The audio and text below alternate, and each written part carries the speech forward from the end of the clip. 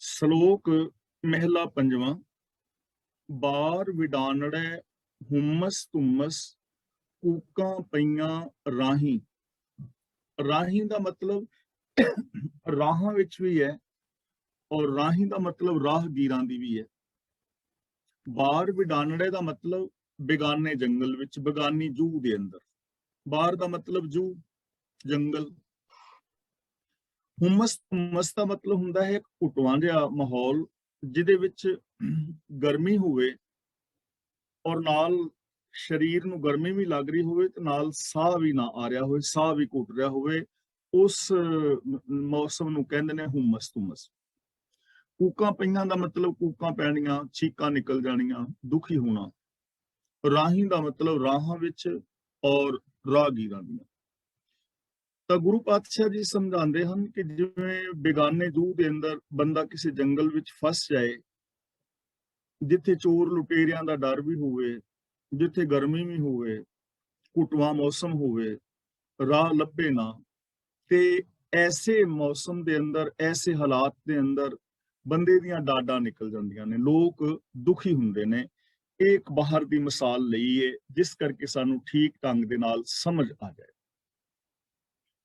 ਪਰ ਹੁਣ ਜਿਹੜਾ ਅੰਤਰੀਵ ਇਹਦਾ ਭਾਵ ਇਹ ਹੈ ਕਿ ਬੇਗਾਨਾ ਬਾਰ ਕੀ ਹੈ। ਬਾਬਾ ਫਰੀਦ ਜੀ ਕਹਿੰਦੇ ਨੇ, ਬਾਰ ਪਰਾਇਆ ਬੈਸਣਾ ਸਾਈਂ ਮੁਝੇ ਨਾ ਦੇਹ, ਜੇ ਤੂੰ ਐਵੇਂ ਰਖਸੀ ਜੀਓ ਸ਼ਰੀਰੋਂ ਲਹਿ। ਕਿ ਹੇ ਪ੍ਰਭੂ, ਮੈਨੂੰ ਬੇਗਾਨੇ ਦਰ ਦੇ ਉੱਤੇ ਬਹਿਣਾ ਨਾ ਦੇਈ। ਮੈਂ ਤੇਰੇ ਦਰ ਦਾ ਹੋਵਾਂ, ਤੇਰੇ ਦਰ ਤੇ ਟਿਕਿਆ ਰਹਾਂ, ਤੇਰੀ ਸ਼ਰਨ ਵਿੱਚ ਰਹਾਂ। ਜੇ ਮੈਂ ਤੈਨੂੰ ਛੱਡ ਕੇ ਕਿਤੇ ਹੋਰ ਜਾਵਾਂ, ਤੇਰੇ ਨਾਲੋਂ ਆਪਣੀ ਪ੍ਰੀਤ ਨੂੰ ਤੋੜਾਂ, ਤਾਂ ਇਹਦੇ ਨਾਲੋਂ ਚੰਗਾ ਹੈ ਤਾਂ ਮੇਰੀ ਮੌਤ ਹੀ ਹੋ ਜਾਏ। ਔਰ ਗੁਰੂ ਪਾਤਸ਼ਾਹ ਪਾਵਨ ਬਾਣੀ ਵਿੱਚ ਬਚਨ ਵੀ ਕਰਦੇ ਨੇ, ਆਖਾਂ ਜੀਵਾਂ ਵਿਸਰੇ ਮਰ ਜਾਉਂ, ਮੈਂ ਉਦੋਂ ਤੱਕ ਹੀ ਆਤਮਿਕ ਜ਼ਿੰਦਗੀ ਜੀਂਦਾ ਹਾਂ ਜਦੋਂ ਤੱਕ ਤੇਰੇ ਗੁਣਾਂ ਦੇ ਨਾਲ ਜੁੜਿਆ ਹਾਂ। ਹੇ ਮਾਲਕ, ਜਦੋਂ ਮੈਂ ਤੇਰੇ ਗੁਣਾਂ ਨਾਲੋਂ ਟੁੱਟ ਜਾਂਦਾ ਹਾਂ, ਉਦੋਂ ਮੇਰੀ ਆਤਮਿਕ ਤੌਰ ਤੇ ਮੌਤ ਹੋ ਜਾਂਦੀ ਹੈ।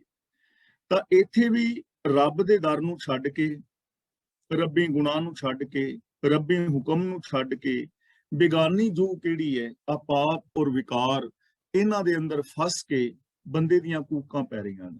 ਬੰਦਾ ਦੁਖੀ ਹੋ ਰਿਹਾ ਹੈ, ਬੰਦਾ ਘਾਬਰ ਰਿਹਾ ਹੈ, ਬੰਦਾ ਪਰੇਸ਼ਾਨ ਹੈ। ਔਰ ਉਹ ਪਰੇਸ਼ਾਨੀ ਦਾ ਕਾਰਨ ਇਹ ਹੈ ਕਿ ਉਹ ਪ੍ਰਭੂ ਦੇ ਗੁਣਾਂ ਨੂੰ ਛੱਡ ਕੇ, ਰੱਬੀ ਰਜ਼ਾ ਨੂੰ ਛੱਡ ਕੇ ਬੇਗਾਨੇ ਬਾਰ ਵਿੱਚ, ਬੇਗਾਨੀ ਜੂਹ ਵਿੱਚ ਚਲਾ ਗਿਆ। ਇੱਕ ਨੂੰ ਛੱਡ ਕੇ ਮਾਇਆ ਆਦਿਕ ਦੇ ਨਾਲ ਪ੍ਰੀਤ ਪਾ ਲਈ ਹੈ, ਵਿਕਾਰਾਂ ਦੇ ਨਾਲ ਜੁੜ ਗਿਆ ਹੈ। ਇਸ ਕਰਕੇ ਉਹ ਬੰਦਾ ਦੁਖੀ ਹੈ। ਪਰ ਗੁਰੂ ਪਾਤਸ਼ਾਹ ਜੀ ਕਹਿੰਦੇ ਨੇ, ਤੌ ਸਹੁ ਸੇਤੀ ਲੱਗੜੀ ਡੋਰੀ, ਨਾਨਕ ਆਨੰਦ ਸੇਤੀ ਬਨ ਗਾਹੀ। ਤੌ ਸਹੁ ਦਾ ਮਤਲਬ ਹੈ ਪ੍ਰਭੂ, ਜਿਨ੍ਹਾਂ ਦੀ ਤੇਰੇ ਨਾਲ ਪ੍ਰੀਤ ਲੱਗ ਗਈ ਹੈ। ਸੇਤੀ ਦਾ ਮਤਲਬ ਨਾਲ, ਲੱਗੜੀ ਡੋਰੀ, ਡੋਰ ਲੱਗ ਗਈ ਹੈ, ਮਤਲਬ ਪ੍ਰੀਤ ਪੈ ਗਈ ਹੈ, ਲਿਵ ਲੱਗ ਗਈ ਹੈ, ਲਗਨ ਲੱਗ ਗਈ ਹੈ। ਆਨੰਦ ਸੇਤੀ ਦਾ ਮਤਲਬ ਆਨੰਦ ਦੇ ਨਾਲ, ਬਨ ਗਾਹੀ ਦਾ ਮਤਲਬ ਬਨ ਨੂੰ, ਜੰਗਲ ਨੂੰ ਗਾ ਰਹੇ ਨੇ, ਭਾਵ ਕਿ ਆਨੰਦ ਦੇ ਨਾਲ ਇਸ ਸੰਸਾਰ ਵਿੱਚ ਵਿਚਰ ਰਹੇ ਨੇ। ਗੁਰੂ ਪਾਤਸ਼ਾਹ ਜੀ ਕਹਿੰਦੇ ਨੇ, ਹੇ ਪ੍ਰਭੂ, ਮੇਰੀ ਤੇਰੇ ਚਰਨਾਂ ਦੇ ਨਾਲ ਪ੍ਰੀਤ ਲੱਗ ਗਈ ਹੈ, ਇਸ ਵਾਸਤੇ ਮੈਂ ਆਨੰਦ ਦੇ ਨਾਲ ਇਸ ਸੰਸਾਰ ਜੰਗਲ ਨੂੰ ਗਾ ਰਿਹਾ ਹਾਂ। ਭਾਵ ਕਿ ਇਸ ਸੰਸਾਰ ਦੇ ਅੰਦਰ ਆਨੰਦਮਈ ਜ਼ਿੰਦਗੀ ਬਿਤਾ ਰਿਹਾ ਹਾਂ, ਕਿਉਂਕਿ ਮੇਰੀ ਪ੍ਰੀਤ ਤੇਰੇ ਚਰਨਾਂ ਦੇ ਨਾਲ ਲੱਗ ਗਈ ਹੈ। ਤਾਂ ਜਿਨ੍ਹਾਂ ਦੀ ਪ੍ਰੀਤ ਪ੍ਰਭੂ ਚਰਨਾਂ ਨਾਲ ਹੈ, ਜਿਨ੍ਹਾਂ ਦੀ ਪ੍ਰੀਤ ਗੁਣਾਂ ਦੇ ਨਾਲ ਹੈ, ਸੱਚ ਨਾਲ ਹੈ, ਰੱਬੀ ਰਜ਼ਾ ਮੁਤਾਬਕ ਜੋ ਜ਼ਿੰਦਗੀ ਜੀ ਰਹੇ ਨੇ, ਉਹਨਾਂ ਨੂੰ ਫਿਰ ਵਿਕਾਰ ਸਤਾਉਂਦੇ ਨਹੀਂ, ਕਿਉਂਕਿ ਉਹਨਾਂ ਦੇ ਜੀਵਨ ਵਿੱਚ ਵਿਕਾਰ, ਪਾਪ, ਅਪਰਾਧ ਨਹੀਂ ਹੁੰਦੇ। ਉਹ ਆਪਣੀ ਕਿਰਤਕਾਰ ਕਰਦੇ, ਇਸ ਸੰਸਾਰ ਦੇ ਵਿੱਚ ਵਿਚਰਦੇ ਆਨੰਦਮਈ ਜ਼ਿੰਦਗੀ ਜੀਂਦੇ ਹਨ। ਤਾਂ ਇੱਥੋਂ ਸਾਨੂੰ ਇਹ ਸਿੱਖ ਮਿਲ ਰਹੀ ਹੈ ਕਿ ਜੇ ਅਸੀਂ ਰੱਬੀ ਗੁਣਾਂ ਨੂੰ ਛੱਡ ਕੇ, ਰੱਬੀ ਰਜ਼ਾ ਨੂੰ ਛੱਡ ਕੇ ਅਸੀਂ ਅਵਗੁਣਾਂ ਵਾਲੀ ਜ਼ਿੰਦਗੀ ਜੀਵਾਂਗੇ, ਤਾਂ ਸਾਡੇ ਜੀਵਨ ਦੇ ਅੰਦਰ ਦੁੱਖ, ਕਲੇਸ਼ ਆਦਿਕ ਆ ਜਾਣਗੇ ਔਰ ਸਾਡਾ ਜੀਵਨ ਅਸ਼ਾਂਤ ਹੋ ਜਾਏਗਾ। ਪਰ ਜੇ ਅਸੀਂ ਜ਼ਿੰਦਗੀ ਜੀਂਦਿਆਂ ਗੁਣਾਂ ਨੂੰ ਬੇਸ ਬਣਾਉਂਦੇ ਹਾਂ, ਰੱਬੀ ਰਜ਼ਾ ਵਿੱਚ ਤੁਰਦੇ ਹਾਂ, ਤਾਂ ਫਿਰ ਸਾਡਾ ਜੋ ਇਹ ਜੀਵਨ ਹੈ ਸੁਖੀ ਔਰ ਸ਼ਾਂਤ ਰਹੇਗਾ ਤੇ ਅਸੀਂ ਆਨੰਦਮਈ ਜ਼ਿੰਦਗੀ ਜੀ ਲਵਾਂਗੇ। ਮਹਿਲਾ ਪੰਜਵਾਂ। ਸੱਚੀ ਬੈਸਕ ਤਿਨਾ ਸੰਗ, ਜਿਨ ਸੰਗ ਜਪੀਐ ਨਾਉ। ਇੱਥੇ ਤਿਨਾਂ ਦੇ ਨੰਨੇ ਥੱਲੇ ਹਲੰਤ ਹੈ। ਇਹਨੂੰ ਹਾਹੇ ਦੀ ਤਰ੍ਹਾਂ ਬੁਲਾਣਾ, ਥੋੜਾ ਤਿਨਾ ਨੂੰ ਥੋੜਾ ਜਿਹਾ ਭਾਰਾ ਕਰਨਾ, ਨਾਂ ਨੂੰ ਤਿਨਾ। ਸੱਚੀ ਬੈਸਕ ਤਿਨਾ ਸੰਗ, ਜਿਨ ਸੰਗ ਜਪੀਏ ਨਾਉ। ਬੈਸਕ ਦਾ ਮਤਲਬ ਸ਼ੋਭਤ, ਬਹਿਣੀ, ਯਾਨੀ ਸੰਗਤ ਕਰਨੀ। ਇਸ ਸੰਸਾਰ ਅੰਦਰ ਜ਼ਿੰਦਗੀ ਜੀਣ ਵਾਸਤੇ ਮਨੁੱਖ ਨੂੰ ਸੰਗਤ ਦੀ ਜ਼ਰੂਰਤ ਪੈਂਦੀ ਹੈ। ਕਦੇ ਵੀ ਇਕੱਲਾ ਬੰਦਾ ਸੰਸਾਰ ਅੰਦਰ ਸੁਖੀ ਔਰ ਸ਼ਾਂਤ ਨਹੀਂ ਰਹਿ ਸਕਦਾ।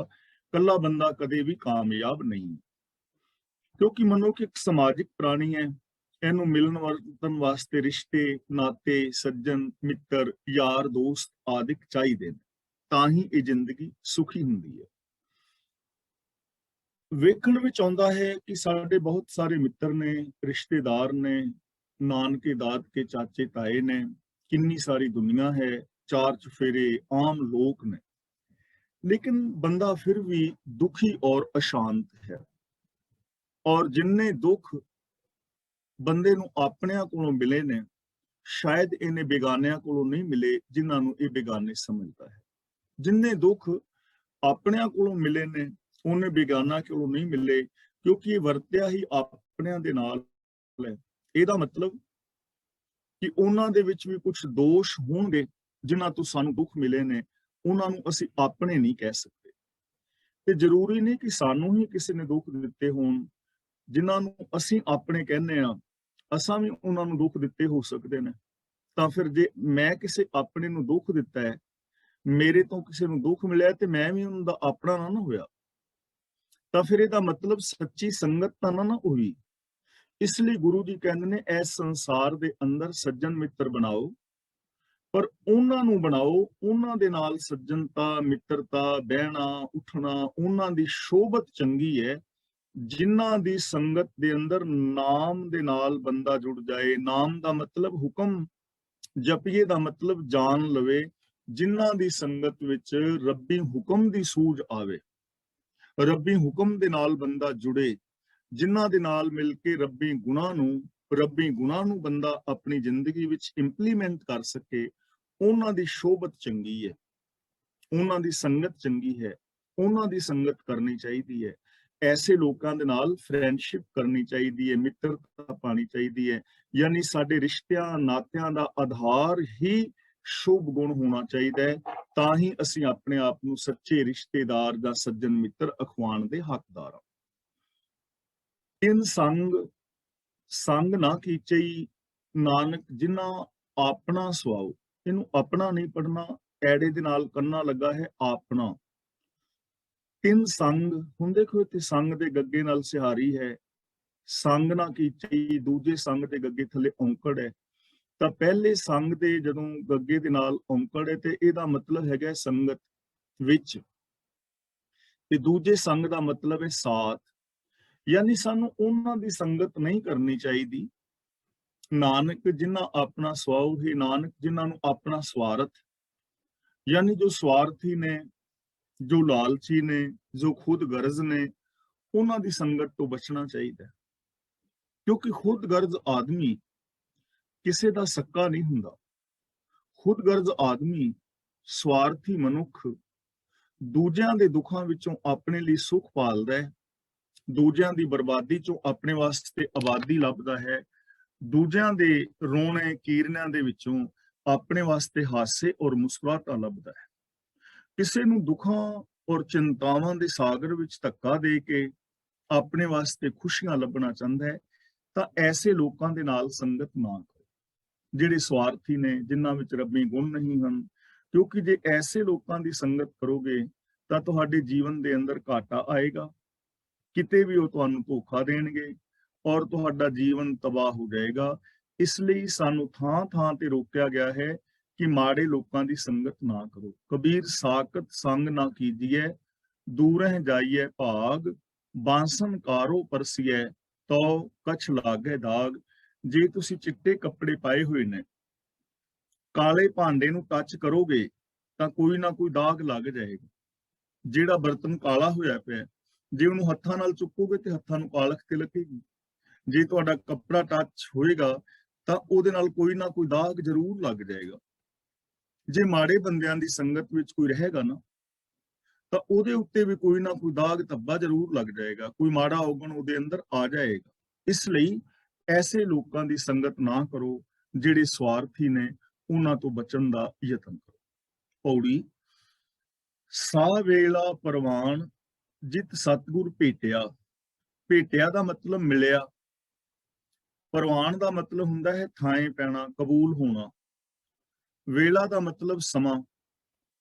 ਉਹ ਵੇਲਾ, ਉਹ ਘੜੀ ਕਬੂਲ ਪਈ ਜਾਣੋ, ਉਸ ਸਮੇਂ ਨੂੰ ਸਫਲਾ ਜਾਣੋ ਜਿਸ ਸਮੇਂ ਸਤਿਗੁਰੂ ਮਿਲ ਪਿਆ। ਹੁਣ ਅਸੀਂ ਕਹਿੰਦੇ ਆ ਕਿ ਫਲਾਂ ਸਮਾਂ ਮਾੜਾ, ਫਲਾਂ ਸਮਾਂ ਚੰਗਾ। ਅਸਲ ਦੇ ਅੰਦਰ ਚੰਗਾ ਸਮਾਂ ਉਹੀ ਹੈ ਜਦੋਂ ਅਸੀਂ ਗੁਰੂ ਦੇ ਦੱਸੇ ਰਾਹਾਂ ਤੇ ਤੁਰਦੇ ਹਾਂ। ਸਮੇਂ ਨੂੰ ਅਸੀਂ ਯੂਜ਼ ਕਿਵੇਂ ਕਰਦੇ ਹਾਂ, ਸਾਡਾ ਯੂਜ਼ ਕਰਨਾ, ਉਹਨੂੰ ਵਰਤੋਂ ਵਿੱਚ ਲਿਆਉਣਾ ਹੀ ਸਮੇਂ ਨੂੰ ਚੰਗਾ ਜਾਂ ਮਾੜਾ ਬਣਾਏਗਾ। ਜਿਵੇਂ ਹੁਣ ਇਸ ਟਾਈਮ ਅਸੀਂ ਸਾਰੇ ਵੀਰ ਭੈਣਾਂ ਮਿਲ ਕੇ ਗੁਰੂ ਪਾਤਸ਼ਾਹ ਜੀ ਦੀ ਪਾਵਨ ਬਾਣੀ ਦੀ ਵਿਚਾਰ ਕਰ ਰਹੇ ਹਾਂ, ਜੀਵਨ ਜੁਗਤ ਸਿੱਖਣ ਦਾ ਯਤਨ ਕਰ ਰਹੇ ਹਾਂ, ਤਾਂ ਇਹ ਸਮਾਂ ਬੜਾ ਚੰਗਾ ਹੈ, ਬੜਾ ਸੁਹਾਵਣਾ ਹੈ, ਕਿਉਂਕਿ ਇਹਨੂੰ ਅਸੀਂ ਚੰਗੇ ਪਾਸੇ ਲਾ ਰਹੇ ਹਾਂ। ਇਹਦਾ ਪ੍ਰਯੋਗ, ਇਹਦੀ ਵਰਤੋਂ ਅਸੀਂ ਸਹੀ ਕਰ ਰਹੇ ਹਾਂ, ਤਾਂ ਇਹ ਸਮਾਂ ਚੰਗਾ ਹੈ। ਤੇ ਜੇ ਇਸੇ ਹੀ ਸਮੇਂ ਅਸੀਂ ਬਹਿ ਕੇ ਕਿਸੇ ਦੀ ਨਿੰਦਾ ਕਰੀਏ, ਚੁਗਲੀ ਕਰੀਏ, ਠੱਗੀਆਂ ਮਾਰਨ ਦੀਆਂ ਸਲਾਹਾਂ ਕਰੀਏ, ਤਾਂ ਇਹ ਸਮਾਂ ਮਾੜਾ ਹੋ ਜਾਏਗਾ, ਕਿਉਂਕਿ ਸਾਨੂੰ ਮਾੜੇ ਪਾਸੇ ਅਸੀਂ ਚਲੇ ਗਏ ਨਾ। ਤਾਂ ਗੁਰੂ ਜੀ ਕਹਿੰਦੇ ਨੇ ਸਮਾਂ ਉਹੀ ਚੰਗਾ ਹੈ, ਉਹ ਸੁਹਾਵਣਾ ਹੈ ਜਦੋਂ ਅਸੀਂ ਗੁਰੂ ਦੇ ਨਾਲ ਮਿਲਦੇ ਹਾਂ, ਜਦੋਂ ਸਾਨੂੰ ਗੁਰੂ ਮਿਲਿਆ, ਜਦੋਂ ਅਸੀਂ ਗੁਰੂ ਦੇ ਦੱਸੇ ਰਾਹਾਂ ਤੇ ਤੁਰੇ, ਉਹ ਸਮਾਂ ਸਫਲਾ ਹੈ। ਇਸ ਲਈ ਸਾਨੂੰ ਆਪਣੇ ਜੀਵਨ ਦਾ ਹਰ ਪਲ ਸਫਲਾ ਕਰਨਾ ਚਾਹੀਦਾ ਹੈ, ਔਰ ਹਰ ਪਲ ਸਾਨੂੰ ਗੁਰੂ ਦੇ ਦੱਸੇ ਰਾਹਾਂ ਤੇ ਤੁਰਨਾ ਚਾਹੀਦਾ। ਹੋਵਾ ਸਾਧੂ ਸੰਗ ਫਿਰ ਦੁੱਖ ਨਾ ਤੇਟਿਆ। ਹੁਣ ਪਹਿਲੀ ਪੰਕਤੀ ਵਿੱਚ ਕਿਹਾ ਹੈ ਸਤਿਗੁਰ, ਕਿ ਉਹ ਸਮਾਂ ਸੁਹਾਵਣਾ ਹੈ ਜਦੋਂ ਸਾਨੂੰ ਸਤਿਗੁਰ ਮਿਲਦਾ ਹੈ। ਦੂਜੀ ਪੰਕਤੀ ਵਿੱਚ ਸ਼ਬਦ ਵਰਤ ਰਹੇ ਨੇ ਸਾਧੂ, ਹੋਵਾ ਸਾਧੂ ਸੰਗ। ਹੁਣ ਸਤਿਗੁਰ ਭੇਟਿਆ ਤੇ ਸਾਧੂ ਸੰਗ, ਹੁਣ ਸ਼ਬਦ ਸਾਧੂ ਵਰਤ ਰਹੇ ਨੇ। ਜਿਸ ਸ਼ਖਸੀਅਤ ਨੂੰ ਪਹਿਲੀ ਪੰਕਤੀ ਵਿੱਚ ਸਤਿਗੁਰ ਕਿਹਾ ਹੈ, ਦੂਜੀ ਪੰਕਤੀ ਵਿੱਚ ਉਹਨੂੰ ਹੀ ਸਾਧੂ ਕਹਿ ਰਹੇ ਨੇ। ਹੁਣ ਇੱਥੇ ਸਾਧੂ ਦਾ ਮਤਲਬ ਇਹ ਨਹੀਂ ਕਿ ਚੋਲੇ ਵਾਲੇ ਬਾਬੇ ਕੋਲ ਹੁਣ ਜਾਈਏ ਗੁਰੂ ਨੂੰ ਛੱਡ ਕੇ। ਇੱਥੇ ਸਾਧੂ ਦਾ ਮੀਨਿੰਗ ਗੁਰੂ ਹੈ। ਹੋਆ ਸਾਧੂ ਸੰਗ, ਜਦੋਂ ਗੁਰੂ ਦਾ ਮੇਲ ਹੋਇਆ ਔਰ ਜਿਸ ਨੂੰ ਵੀ ਗੁਰੂ ਦਾ ਮਿਲਾਪ ਹੋ ਗਿਆ, ਜੋ ਗੁਰੂ ਦੇ ਦੱਸੇ ਰਾਹਾਂ ਤੇ ਤੁਰਿਆ, ਫਿਰ ਉਹਦਾ ਰਿਜ਼ਲਟ ਕੀ ਨਿਕਲਿਆ? ਫਿਰ ਦੁੱਖ ਨਾ ਤੇਟਿਆ। ਟੇਟਿਆ ਦਾ ਮਤਲਬ ਟੇਟੇ ਚੜਨਾ, ਟੇਟ ਵਿੱਚ ਆਉਣਾ, ਜ਼ਦ ਵਿੱਚ ਆਉਣਾ, ਉਹਦੀ ਫਾਹੀ ਦੇ ਵਿੱਚ ਆ ਜਾਣਾ। ਫਿਰ ਮਨੁੱਖ ਜਿਹੜਾ ਹੈ ਦੁੱਖਾਂ ਦੇ ਟੇਟੇ ਨਹੀਂ ਚੜਦਾ, ਦੁੱਖਾਂ ਦੀ ਜ਼ਦ ਵਿੱਚ ਨਹੀਂ ਆਉਂਦਾ, ਦੁੱਖਾਂ ਦੇ ਵਸ ਵਿੱਚ ਨਹੀਂ ਪੈਂਦਾ। ਭਾਵ ਕਿ ਉਸ ਬੰਦੇ ਤੇ ਫਿਰ ਦੁੱਖ ਨਹੀਂ ਹੁੰਦਾ, ਉਹ ਬੰਦਾ ਦੁਖੀ ਨਹੀਂ ਹੁੰਦਾ ਜਿਹੜਾ ਬੰਦੇ ਨੂੰ ਗੁਰੂ ਦਾ ਮਿਲਾਪ ਹੋ ਜਾਏ। ਰੀਜ਼ਨ ਕੀ ਹੈ? ਰੀਜ਼ਨ ਇਹ ਹੈ ਕਿ ਜਦੋਂ ਅਸੀਂ ਮਾੜੇ ਕਰਮ ਕਰਦੇ ਹਾਂ ਉਦੋਂ ਸਾਡੀ ਜ਼ਿੰਦਗੀ ਵਿੱਚ ਦੁੱਖ ਆਉਂਦੇ ਨੇ, ਪਰ ਜਦੋਂ ਅਸੀਂ ਗੁਰੂ ਦੇ ਦੱਸੇ ਰਾਹਾਂ ਤੇ ਤੁਰਦੇ ਹਾਂ, ਗੁਰੂ ਜੀ ਸਾਨੂੰ ਮਾੜੇ ਕਰਮਾਂ ਵੱਲੋਂ ਵਰਜਦੇ ਨੇ, ਚੰਗੇ ਕੰਮਾਂ ਨਾਲ ਜੋੜਦੇ ਨੇ, ਸਾਡੀ ਜ਼ਿੰਦਗੀ ਚੋਂ ਮਾੜੇ ਕਰਮ, ਮਾੜੀ ਸੋਚ ਖਤਮ ਹੋ ਜਾਂਦੀ ਹੈ, ਤਾਂ ਸਾਡੇ ਦੁੱਖ ਵੀ ਖਤਮ ਹੋ ਜਾਂਦੇ। ਪਾਇਆ ਨਿਹਚਲ ਥਾਨ ਫਿਰ ਗਰਭ ਨਾ ਲੇਟਿਆ। ਨਿਹਚਲ ਥਾਨ ਦਾ ਮਤਲਬ ਪੂਰਾ ਦਾ ਪੂਰਾ ਟਿਕਾਵ, ਥਾਨ ਦਾ ਮਤਲਬ ਜਗ੍ਹਾ, ਟਿਕਾਣਾ, ਅਵਸਥਾ। ਬੰਦਾ ਫਿਰ ਉਹ ਅਵਸਥਾ ਲੱਭ ਲੈਂਦਾ ਹੈ, ਮਨੁੱਖੀ ਮਨ ਉਸ ਸਟੇਜ ਤੇ ਪਹੁੰਚ ਜਾਂਦਾ ਹੈ ਜਿੱਥੇ ਫਿਰ ਇਹ ਮਨ ਨਿਹਚਲ ਹੋ ਜਾਂਦਾ ਹੈ, ਡੋਲਦਾ ਨਹੀਂ। ਜਿੱਥੇ ਡੋਲਦਾ ਨਹੀਂ ਹੈ, ਵੱਡੇ ਵੱਡੇ ਵਿਕਾਰ ਆ ਜਾਣ, ਬੰਦਾ ਡੋਲਦਾ ਨਹੀਂ, ਨਾ ਲੱਭ ਅੱਗੇ, ਨਾ ਲਾਲਚ ਅੱਗੇ, ਵਿਕਾਰਾਂ ਅੱਗੇ ਬੰਦਾ ਡੋਲਦਾ ਨਹੀਂ। ਆਮ ਕਰਕੇ ਜਿਨ੍ਹਾਂ ਦੇ ਅੰਦਰ ਆਚਰਨ ਦੀ ਪਰਪੱਕਤਾ ਨਹੀਂ ਹੈ, ਤਾਂ ਉਹ ਆਮ ਜੋ ਲੋਕ ਨੇ, ਬਹੁਤਾਤ ਗਿਣਤੀ ਲੋਕਾਂ ਦੀ ਡੋਲ ਜਾਂਦੀ ਹੈ। ਪਰਤਰੇ ਪਰ ਤਨ ਰੂਪ ਨੂੰ ਬੰਦਾ ਤੱਕ ਕੇ ਕਾਮੁਕ ਲਲਚਾਈਆਂ ਨਜ਼ਰਾਂ ਦੇ ਨਾਲ ਤੱਕਦਾ, ਬੰਦਾ ਆਪਣੇ ਈਮਾਨ ਤੋਂ, ਦੀਨ ਤੋਂ ਡੋਲ ਜਾਂਦਾ। ਕਈ ਵਾਰ ਬੰਦਾ ਐਸੀ ਜਗ੍ਹਾ ਤੇ ਡਿਊਟੀ ਲੱਗ ਜਾਂਦੀ ਹੈ ਕਿ ਜਿੱਥੇ ਰਿਸ਼ਵਤ ਆਦਿਕ ਲੈਣ ਦੇ ਮੌਕੇ ਨੇ, ਤਾਂ ਉੱਥੇ ਬੰਦਾ ਡੋਲ ਜਾਂਦਾ ਹੈ ਔਰ ਰਿਸ਼ਵਤ ਲੈਂਦਾ ਹੈ ਤੇ ਲੋਕਾਂ ਦੇ ਹੱਕ ਗਵਾ ਦਿੰਦਾ ਹੈ।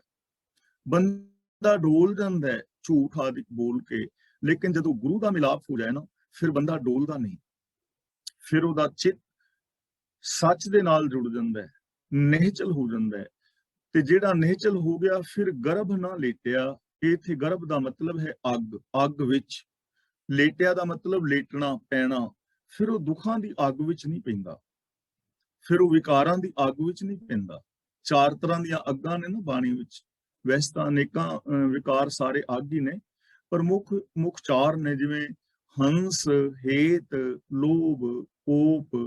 ਚਾਰੇ ਨਦੀਆਂ ਅੱਗ, ਭਵੇਂ ਦਰਜ ਹੈ ਨਾਨਕਾ, ਤਰੀਐ ਕਰਮੀ ਲੱਗ। ਹਿੰਸਾ ਹੈ ਲੋਕਾਂ ਨੂੰ ਕਤਲ ਕਰਨਾ, ਹਿੰਸਾ ਹੈ ਲੋਕਾਂ ਦੀਆਂ ਭਾਵਨਾਵਾਂ ਦਾ ਕਤਲ ਕਰਨਾ, ਕ੍ਰੋਧ ਹੈ, ਲੋਭ ਹੈ, ਮੋਹ ਹੈ, ਵਿਕਾਰ ਨੇ। ਫਿਰ ਇਹਨਾਂ ਅੱਗਾਂ ਦੇ ਵਿੱਚ ਬੰਦਾ ਨਹੀਂ ਪੈਂਦਾ, ਫਿਰ ਇਹਨਾਂ ਵਿਕਾਰਾਂ ਦੀ ਅੱਗ ਤੋਂ ਉਹ ਬਚ ਜਾਂਦਾ। ਨਦਰੀ ਆਇਆ ਇੱਕ ਸਗਲ ਬ੍ਰਹਮੇਟਿਆ। ਬ੍ਰਹਮੇਟਿਆ ਦਾ ਮਤਲਬ ਬ੍ਰਹਮ, ਅਟਿਆ ਦਾ ਮਤਲਬ ਹੁੰਦਾ ਹੈ ਮਿਲਿਆ ਹੋਇਆ। ਤਾਂ ਉਹਨੂੰ ਫਿਰ ਇੱਕ ਥਾਂ ਦੇ ਇੱਕ ਪ੍ਰਭੂ ਹੀ ਚਾਰ ਚੁਫੇਰੇ ਦਿਸਦਾ ਹੈ। ਉਹਦੀ ਬਾਹਰ ਵੱਲੋਂ ਨਜ਼ਰ ਖਤਮ ਹੋ ਜਾਂਦੀ ਹੈ ਬਾਹਰੀ, ਉਹਨੂੰ ਹਰ ਥਾਂ ਦੇ ਉੱਤੇ ਫਿਰ ਇੱਕ ਰੱਬ ਹੀ ਨਜ਼ਰੀ ਪੈਂਦਾ ਹੈ। ਚਾਰ ਚੁਫੇਰੇ ਇੱਕ ਪ੍ਰਭੂ ਹੀ ਦਿਸਦਾ ਹੈ। ਇਹਨੂੰ ਦਿਸੇਗਾ ਜਿਹਨੂੰ ਗੁਰੂ ਮਿਲ ਗਿਆ, ਜਿਹਦਾ ਮਨ ਟਿਕਾਣੇ ਤੇ ਆ ਗਿਆ, ਜੋ ਵਿਕਾਰਾਂ ਨਾਲੋਂ ਹਟ ਗਿਆ, ਜੋ ਰੱਬੀ ਗੁਣਾਂ ਦੇ ਨਾਲ ਜੁੜ ਗਿਆ, ਜਿਸ ਨੇ ਗੁਰਬਾਣੀ ਨੂੰ ਆਪਣੀ ਜ਼ਿੰਦਗੀ ਵਿੱਚ ਇੰਪਲੀਮੈਂਟ ਕੀਤਾ, ਤਾਂ ਫਿਰ ਉਹਨੂੰ ਚਾਰ ਚੁਫੇਰੇ ਇੱਕ ਬ੍ਰਹਮ ਹੀ ਬ੍ਰਹਮ ਨਜ਼ਰੀ ਪੈਂਦਾ। ਫਿਰ ਉਹਦਾ ਇਹ ਭੁਲੇਖਾ ਨਿਕਲ ਜਾਂਦਾ ਹੈ ਕਿ ਇਹ ਸੰਸਾਰ ਵੱਖਰਾ ਹੈ ਤੇ ਨਿਰੰਕਾਰ ਵੱਖਰਾ ਹੈ। ਫਿਰ ਉਹਨੂੰ ਸਮਝ ਪੈ ਜਾਂਦੀ ਹੈ, ਜੋ ਗੁਰੂ ਪਾਤਸ਼ਾਹ ਸਾਨੂੰ ਬਾਣੀ ਵਿੱਚ ਸਮਝਾਉਂਦੇ ਨੇ, ਇਹ ਵਿਸ਼ ਸੰਸਾਰ ਤੁਮ ਦੇਖਦੇ, ਇਹ ਹਰ ਕਾ ਰੂਪ ਹੈ, ਹਰ ਰੂਪ ਨਜ਼ਰੀ ਆਇਆ। ਉਹਨੂੰ ਇਹ ਵਿਸ਼ਵ, ਇਹ ਸੰਸਾਰ ਫਿਰ ਰੱਬ ਦਾ ਰੂਪ ਹੀ ਨਜ਼ਰੀ ਪੈਂਦਾ ਹੈ। ਉਹਨੂੰ ਫਿਰ ਕੋਈ ਆਪਣਾ, ਕੋਈ ਬਿਗਾਨਾ ਨਹੀਂ ਦਿਸਦਾ, ਸਗੋਂ ਸਭ ਮੈਂ ਹੈ ਜੋਤ, ਜੋਤ ਹੈ ਸੋਏ ਵਾਲੀ ਉਹਦੀ ਸੋਚ ਬਣ ਜਾਂਦੀ ਹੈ। ਫਿਰ ਜੋ ਦਿਸ ਹੈ ਸੋ ਤੇਰਾ ਰੂਪ ਵਾਲੀ ਉਹਦੀ ਸੋਚ ਹੁੰਦੀ ਹੈ। ਜੋ ਵੀ ਦਿਸਦਾ ਹੈ ਉਸ ਨੂੰ ਪ੍ਰਭੂ ਦਾ ਰੂਪ ਨਜ਼ਰੀ ਪੈਂਦਾ ਹੈ। ਫਿਰ ਉਹ ਸਾਰਿਆਂ ਦੇ ਨਾਲ ਪਿਆਰ ਸਤਿਕਾਰ ਵਾਲਾ ਵਤੀਰਾ ਕਰਦਾ ਹੈ, ਕਿਉਂਕਿ ਉਹਨੂੰ ਸਾਰਿਆਂ ਦੇ ਅੰਦਰ ਇੱਕ ਪ੍ਰਭੂ ਨਜ਼ਰੀ ਪੈ ਰਿਹਾ ਹੈ। ਤਤ ਗਿਆਨ ਲਾਏ ਧਿਆਨ, ਦ੍ਰਿਸ਼ਟ ਸਮੇਟਿਆ। ਦ੍ਰਿਸ਼ਟ ਸਮੇਟਿਆ ਦਾ ਮਤਲਬ ਕਿ ਆਪਣੀ ਨਜ਼ਰ ਨੂੰ, ਆਪਣੇ ਮਨ ਨੂੰ ਉਹ ਚਾਰ ਚੁਫੇਰਿਆਂ ਤੋਂ ਸਮੇਟ ਲੈਂਦਾ। ਹੁਣ ਸਾਡਾ ਮਨ ਚਾਰ ਚੁਫੇਰੇ ਦੌੜ ਰਿਹਾ ਹੈ ਨਾ, ਵਿਕਾਰਾਂ ਵਿੱਚ, ਕਾਮ ਵਿੱਚ, ਕ੍ਰੋਧ ਵਿੱਚ, ਲੋਭ ਵਿੱਚ, ਮੋਹ ਵਿੱਚ, ਹੰਕਾਰ ਵਿੱਚ, ਕਿੱਧਰ ਕਿੱਧਰ ਮਨ ਦੌੜਦਾ ਫਿਰਦਾ ਹੈ। ਮਨ ਦੇ ਅੰਦਰ ਕਿੰਨੇ ਕਿੰਨੇ ਵਿਚਾਰ ਨੈਗੇਟਿਵ ਆਉਂਦੇ ਨੇ। ਲਾਏ ਧਿਆਨ ਦਾ ਮਤਲਬ ਇੱਥੇ ਮੈਡੀਟੇਸ਼ਨ ਨਹੀਂ ਹੈ, ਇੱਥੇ ਧਿਆਨ ਦਾ ਮਤਲਬ ਹੈ ਲਗਨ। ਗੁਰੂ ਦੇ ਚਰਨਾਂ ਦੇ ਨਾਲ ਲਗਨ ਲਾ ਕੇ, ਗੁਰੂ ਦੇ ਦਿੱਤੇ ਵੇ ਆਫ ਲਾਈਫ ਦੇ ਨਾਲ ਲਗਨ ਲਗਾ ਕੇ, ਆਪਣੇ ਧਿਆਨ ਨੂੰ ਚਾਰ ਚਫੇਰਿਓਂ ਸਮੇਟ ਕੇ, ਫਿਰ ਉਹਨੂੰ ਕੀ ਮਿਲਦਾ ਹੈ? ਤਤ ਗਿਆਨ। ਉਹਨੂੰ ਅਸਲੀਅਤ ਵਾਲੀ, ਗਿਆਨ ਵਾਲੀ ਬੁੱਧੀ ਮਿਲ ਜਾਂਦੀ ਹੈ। ਤਤ ਗਿਆਨ, ਅਸਲ ਜਾਣਨ ਵਾਲੀ ਗੱਲ ਇਹ ਹੈ ਕਿ ਆਪਣੀ ਨਜ਼ਰ ਨੂੰ ਸਭ ਪਾਸੋਂ ਸਮੇਟ ਕੇ ਉਹ ਇੱਕ ਹਰੀ ਦੇ ਨਾਲ ਜੁੜ ਜਾਂਦਾ ਹੈ, ਔਰ ਉਹਨੂੰ ਅਸਲ ਉੱਚੀ ਸਮਝ ਮਿਲ ਜਾਂਦੀ ਹੈ। ਤਤ ਗਿਆਨ ਮਿਲ ਜਾਂਦਾ ਹੈ, ਸਭ ਤੋਂ ਉੱਚੀ ਸਮਝ ਮਿਲ ਜਾਂਦੀ ਹੈ। ਉਹਨੂੰ ਕਾਮਨ ਸੈਂਸ ਮਿਲ ਜਾਂਦੀ ਹੈ, ਉਹਨੂੰ ਵਿਵੇਕ ਬੁੱਧ ਮਿਲ ਜਾਂਦੀ ਹੈ।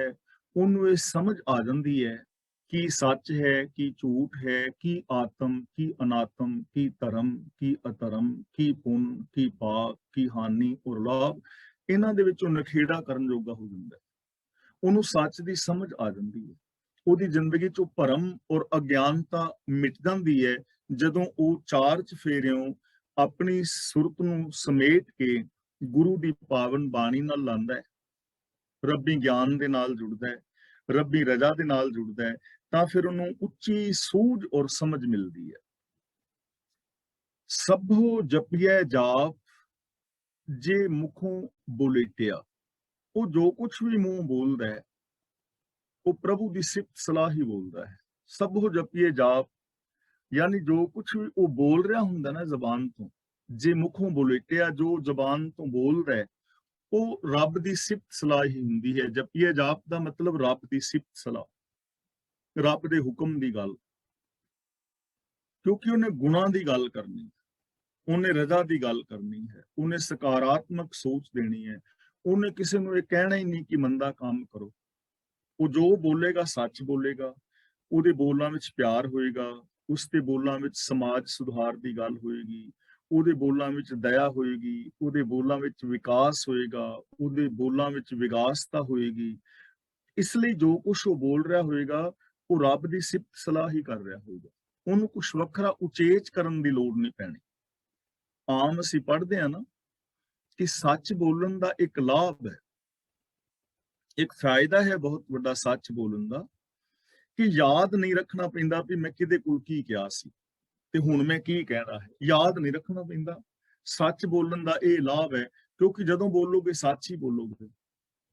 ਤੇ ਜੇ ਤੁਸੀਂ ਝੂਠ ਬੋਲ ਲਿਆ ਹੈ ਨਾ, ਫਿਰ ਤਾਂ ਦਿਮਾਗ ਨੂੰ ਬਹੁਤ ਘੁਮਾਉਣਾ ਪੈਣਾ ਤੇ ਕਿਹੜੇ ਬੰਦੇ ਅੱਗੇ ਮੈਂ ਕਿਹੜਾ ਝੂਠ ਬੋਲਿਆ ਸੀ, ਕਿਹਨੂੰ ਕੀ ਕਿਹਾ ਸੀ। ਮੰਨ ਲਓ ਮੈਂ ਬਾਜ਼ਾਰ ਗਿਆ ਤੇ ਇੱਕ ਵੀਰ ਨੇ ਮੇਰੇ ਤੋਂ ਪੁੱਛਿਆ ਵੀ ਕਿੱਥੇ ਗਿਆ ਸੀ। ਇੱਕ ਨੂੰ ਤੇ ਮੈਂ ਕਿਹਾ ਮੈਂ ਸਬਜ਼ੀ ਲੈਣ ਗਿਆ ਸੀ, ਦੂਜੇ ਨੂੰ ਮੈਂ ਕਹਿ ਬੈਠਾ ਵੀ ਮੈਂ ਕੱਪੜੇ ਲੈਣ ਗਿਆ ਸੀ, ਤੀਜੇ ਨੂੰ ਕਹਿ ਬੈਠਾ ਮੈਂ ਡਾਕਟਰ ਕੋਲ ਗਿਆ ਸੀ, ਤੇ ਚੌਥੇ ਨੂੰ ਕਹਿਤਾ ਮੈਂ ਗੁਰਦੁਆਰੇ ਗਿਆ ਸੀ ਤੇ ਗਿਆ ਸਾਂ ਫਿਲਮ ਵੇਖਣ। ਹੁਣ ਦੁਬਾਰਾ ਫਿਰ ਕੋਈ ਪੁੱਛੇ ਵੀ ਕੱਲ ਕਿੱਧਰ ਫਿਰਦਾ ਸੈਂ, ਤੇ ਹੁਣ ਮੈਨੂੰ ਯਾਦ ਰੱਖਣਾ ਪੈਗਾ ਯਾਰ ਇਹਨੂੰ ਗੁਰਦੁਆਰੇ ਕਿਹਾ ਸੀ ਕਿ ਕੱਪੜੇ ਵਾਲੀ ਦੁਕਾਨ ਤੇ ਕਿਹਾ ਸੀ। ਕਿੰਨਾ ਹੁਣ ਸਟ੍ਰੈਸ ਹੈ ਨਾ। ਤੇ ਹੋ ਸਕਦਾ ਹੈ ਉਹਨੂੰ ਮੈਂ ਕਹਿ ਦਿਆਂ ਮੈਂ ਤੇ ਕੱਪੜਾ ਖਰੀਦਣ ਗਿਆ ਸੀ ਤੇ ਕੱਲ ਤੇ ਤੂੰ ਮੈਨੂੰ ਕਹਿੰਦਾ ਮੈਂ ਸਬਜ਼ੀ ਲੈਣ ਗਿਆ ਸਾਂ, ਗੜਬੜ ਹੋ ਗਈ ਨਾ। ਤਾਂ ਇਸ ਲਈ ਜਿਹੜਾ ਰੱਬ ਦਾ ਪਿਆਰਾ ਹੈ ਉਹ ਸੱਚ ਬੋਲਦਾ ਹੈ ਤੇ ਉਹ ਸਿਫਤ ਸਲਾਹ ਦੀ ਗੱਲ ਹੀ ਕਰਦਾ ਹੈ। ਸੱਚ ਬੋਲਣ ਦਾ ਇੱਕ ਲਾਭ ਹੈ ਕਿ ਤੁਹਾਨੂੰ ਕੁਝ ਯਾਦ ਨਹੀਂ ਰੱਖਣਾ ਪੈਣਾ ਕਿ ਮੈਂ ਕੱਲ ਕੀ ਬੋਲਿਆ ਸੀ ਤੇ ਹੁਣ ਮੈਂ ਕੀ ਬੋਲਣਾ ਹੈ, ਕਿਉਂਕਿ ਸੱਚ ਬੋਲਣਾ ਤੇ ਸੱਚ ਨੇ ਇੱਕ ਹੀ ਰਹਿਣਾ ਹੈ। ਇਸ ਲਈ ਗੁਰੂ ਜੀ ਕਹਿੰਦੇ ਨੇ ਜੋ ਰੱਬ ਦਾ ਪਿਆਰਾ ਹੈ, ਜੋ ਕੁਝ ਉਹ ਮੁਖੋਂ ਬੋਲਦਾ ਹੈ ਉਹ ਸਿਫਤ ਸਲਾਹ ਦੀ ਗੱਲ ਕਰਦਾ ਹੈ, ਉਹ ਸੱਚ ਬੋਲਦਾ ਹੈ, ਉਹ ਗੁਣਾਂ ਦੀ ਗੱਲ ਕਰਦਾ ਹੈ। ਹੁਕਮੇ ਬੁੱਝ ਨਿਹਾਲ ਸੁਖ ਸੁਖੇਟਿਆ। ਸੁਖ ਸੁਖੇਟਿਆ ਦਾ ਮਤਲਬ ਹੈ ਸੁਖੀ ਹੀ ਸੁਖੀ, ਸੁਖ ਅਟਿਆ, ਸੁਖ ਦੇ ਵਿੱਚ ਮਿਲਿਆ ਹੋਇਆ। ਹੁਕਮੇ ਬੁੱਝ, ਹੁਕਮੇ ਦਾ ਮਤਲਬ ਰਜ਼ਾ, ਬੁੱਝ ਦਾ ਮਤਲਬ ਬੁੱਝ ਕੇ ਸਮਝ ਕੇ ਉਹਦੇ ਮੁਤਾਬਕ ਜ਼ਿੰਦਗੀ ਜੀ ਕੇ। ਨਿਹਾਲ ਦਾ ਮਤਲਬ ਖੁਸ਼ ਰਹਿੰਦਾ ਹੈ, ਹਰ ਵਕਤ ਖਿੜੇ ਮੱਥੇ ਹੈ। ਪ੍ਰਭੂ ਦੀ ਰਜ਼ਾ ਨੂੰ ਸਮਝ ਕੇ ਉਹ ਹਮੇਸ਼ਾ ਖਿੜੇ ਮੱਥੇ ਰਹਿੰਦਾ ਹੈ। ਐਸੇ ਲੋਕਾਂ ਦੇ ਚਿਹਰੇ ਤੇ ਮੱਥੇ ਤੇ ਕਦੇ ਤਿਊੜੀਆਂ ਨਹੀਂ ਵੇਖੋਗੇ ਤੁਸੀਂ। ਜਿਹੜੇ ਰੱਬ ਦੇ ਪਿਆਰੇ ਨੇ, ਰੱਬੀ ਰਜ਼ਾ ਵਿੱਚ ਤੁਰਨ ਵਾਲੇ ਨੇ ਨਾ, ਉਹਨਾਂ ਦੇ ਚਿਹਰੇ ਤੇ ਕਦੇ ਤਿਊੜੀਆਂ ਨਹੀਂ ਵੇਖੋਗੇ। ਉਹਨਾਂ ਦੇ ਚਿਹਰੇ ਤੇ ਮੁਸਕਾਨ ਹੋਏਗੀ, ਉਹਨਾਂ ਦੇ ਚਿਹਰੇ ਤੇ ਖੁਸ਼ੀ ਹੋਏਗੀ। ਉਹ ਹਮੇਸ਼ਾ ਖੁਸ਼ ਹੋਣਗੇ, ਚੜ੍ਹਦੀ ਕਲਾ ਵਿੱਚ ਹੋਣਗੇ। ਸੁਖ ਸੁਖੇਟਿਆ ਦਾ ਮਤਲਬ ਉਹ ਬੰਦਾ ਸੁਖੀ ਹੀ ਸੁਖੀ ਰਹੇਗਾ ਜਿਸ ਨੇ ਹੁਕਮ ਨੂੰ ਸਮਝ ਲਿਆ, ਜੋ ਹੁਕਮ ਅਨੁਸਾਰ ਜ਼ਿੰਦਗੀ ਜੀ ਰਿਹਾ ਹੈ। ਹੁਕਮ, ਰਜਾ, ਭਾਣਾ, ਲੇਖ ਮੀਨਸ ਸਿਸਟਮ।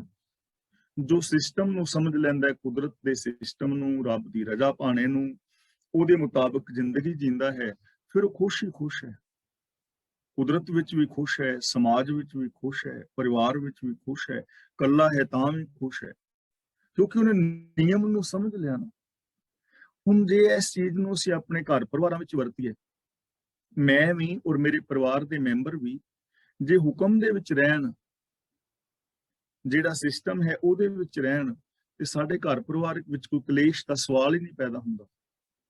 ਤੇ ਜੇ ਸਾਡੇ ਪਰਿਵਾਰ ਦੇ ਮੈਂਬਰ ਹੁਕਮ ਵਿੱਚ ਨਹੀਂ, ਸਿਸਟਮ ਵਿੱਚ ਨਹੀਂ, ਤਾਂ ਸਾਡੇ ਪਰਿਵਾਰ ਦੇ ਅੰਦਰ ਦੁਨੀਆ ਦੀ ਕੋਈ ਤਾਕਤ ਆਣ ਕੇ ਸਾਡੇ ਘਰ ਸੁਖ ਸ਼ਾਂਤੀ ਪੈਦਾ ਨਹੀਂ ਕਰ ਸਕਦੀ। ਅਸੂਲ ਨੇ ਨਾ ਹਰ ਚੀਜ਼ ਦੇ।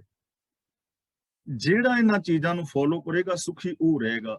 ਨਿਰੀਆਂ ਗੱਲਾਂ ਕਰਨ ਵਾਲਾ ਤੇ ਨਹੀਂ ਨਾ। ਅਗਲਾ ਬਚਨ ਕਰਦੇ ਨੇ, ਪਰਖ ਖਜ਼ਾਨੇ ਪਾਏ ਸੇ ਬਹੁੜ ਨਾ ਖੋਟਿਆ। ਗੁਰੂ ਦੀ ਸ਼ਰਨ ਪੈ ਜਿਨ੍ਹਾਂ ਮਨੁੱਖਾਂ ਨੂੰ ਪਰਖ ਕੇ ਪ੍ਰਭੂ ਨੇ ਆਪਣੇ ਖਜ਼ਾਨੇ ਵਿੱਚ ਪਾ ਲਿਆ ਨਾ, ਮੁੜ ਕੇ ਫਿਰ ਉਹ ਖੋਟੇ ਨਹੀਂ ਹੁੰਦੇ, ਫਿਰ ਉਹ ਰੱਬ ਤੋਂ ਦੂਰ ਨਹੀਂ ਜਾਂਦੇ। ਫਿਰ ਉਹ ਸੱਚੇ ਸੱਚੇ ਹੀ ਨੇ ਜਿਹੜੇ ਪਰਖ ਦੇ ਅੰਦਰ ਪੂਰੇ ਉਤਰ ਗਏ, ਜੋ ਗੁਰੂ ਦੇ ਦੱਸੇ ਰਾਹਾਂ ਤੇ ਤੁਰ ਗਏ, ਜਿਨ੍ਹਾਂ ਨੇ ਇਸ ਚੀਜ਼ ਨੂੰ ਆਪਣਾ ਗੋਲ ਬਣਾ ਲਿਆ। ਮੁੜ ਕੇ ਉਹਨਾਂ ਦੇ ਅੰਦਰ ਖੋਟ ਨਹੀਂ ਪੈਦਾ ਹੁੰਦਾ, ਜੋ ਤਨੋ ਮਨੋ ਜੁੜ ਜਾਂਦੇ ਨੇ। ਹਾਂ, ਜਿਹੜੇ ਪਖੰਡੀ ਨੇ, ਜਿਹੜੇ ਜੁੜਨ ਦਾ ਵਿਖਾਵਾ ਕਰ ਰਹੇ ਨੇ, ਹੈ ਨਹੀਂ ਜੁੜੇ ਹੋਏ, ਉਹਨਾਂ ਦਾ ਤੇ ਗੱਲ ਵੱਖਰਾ ਹੈ ਨਾ। ਲੋਕ ਧਰਮੀ ਦਿਸਣਾ ਚਾਹੁੰਦੇ ਨੇ, ਬਣਨਾ ਨਹੀਂ ਚਾਹੁੰਦੇ। ਇਹ ਦੁਨੀਆ ਵਿੱਚ ਬਹੁਤੇ ਲੋਕ ਧਰਮੀ ਦਿਸ ਰਹੇ ਨੇ, ਹੈ ਨਹੀਂ।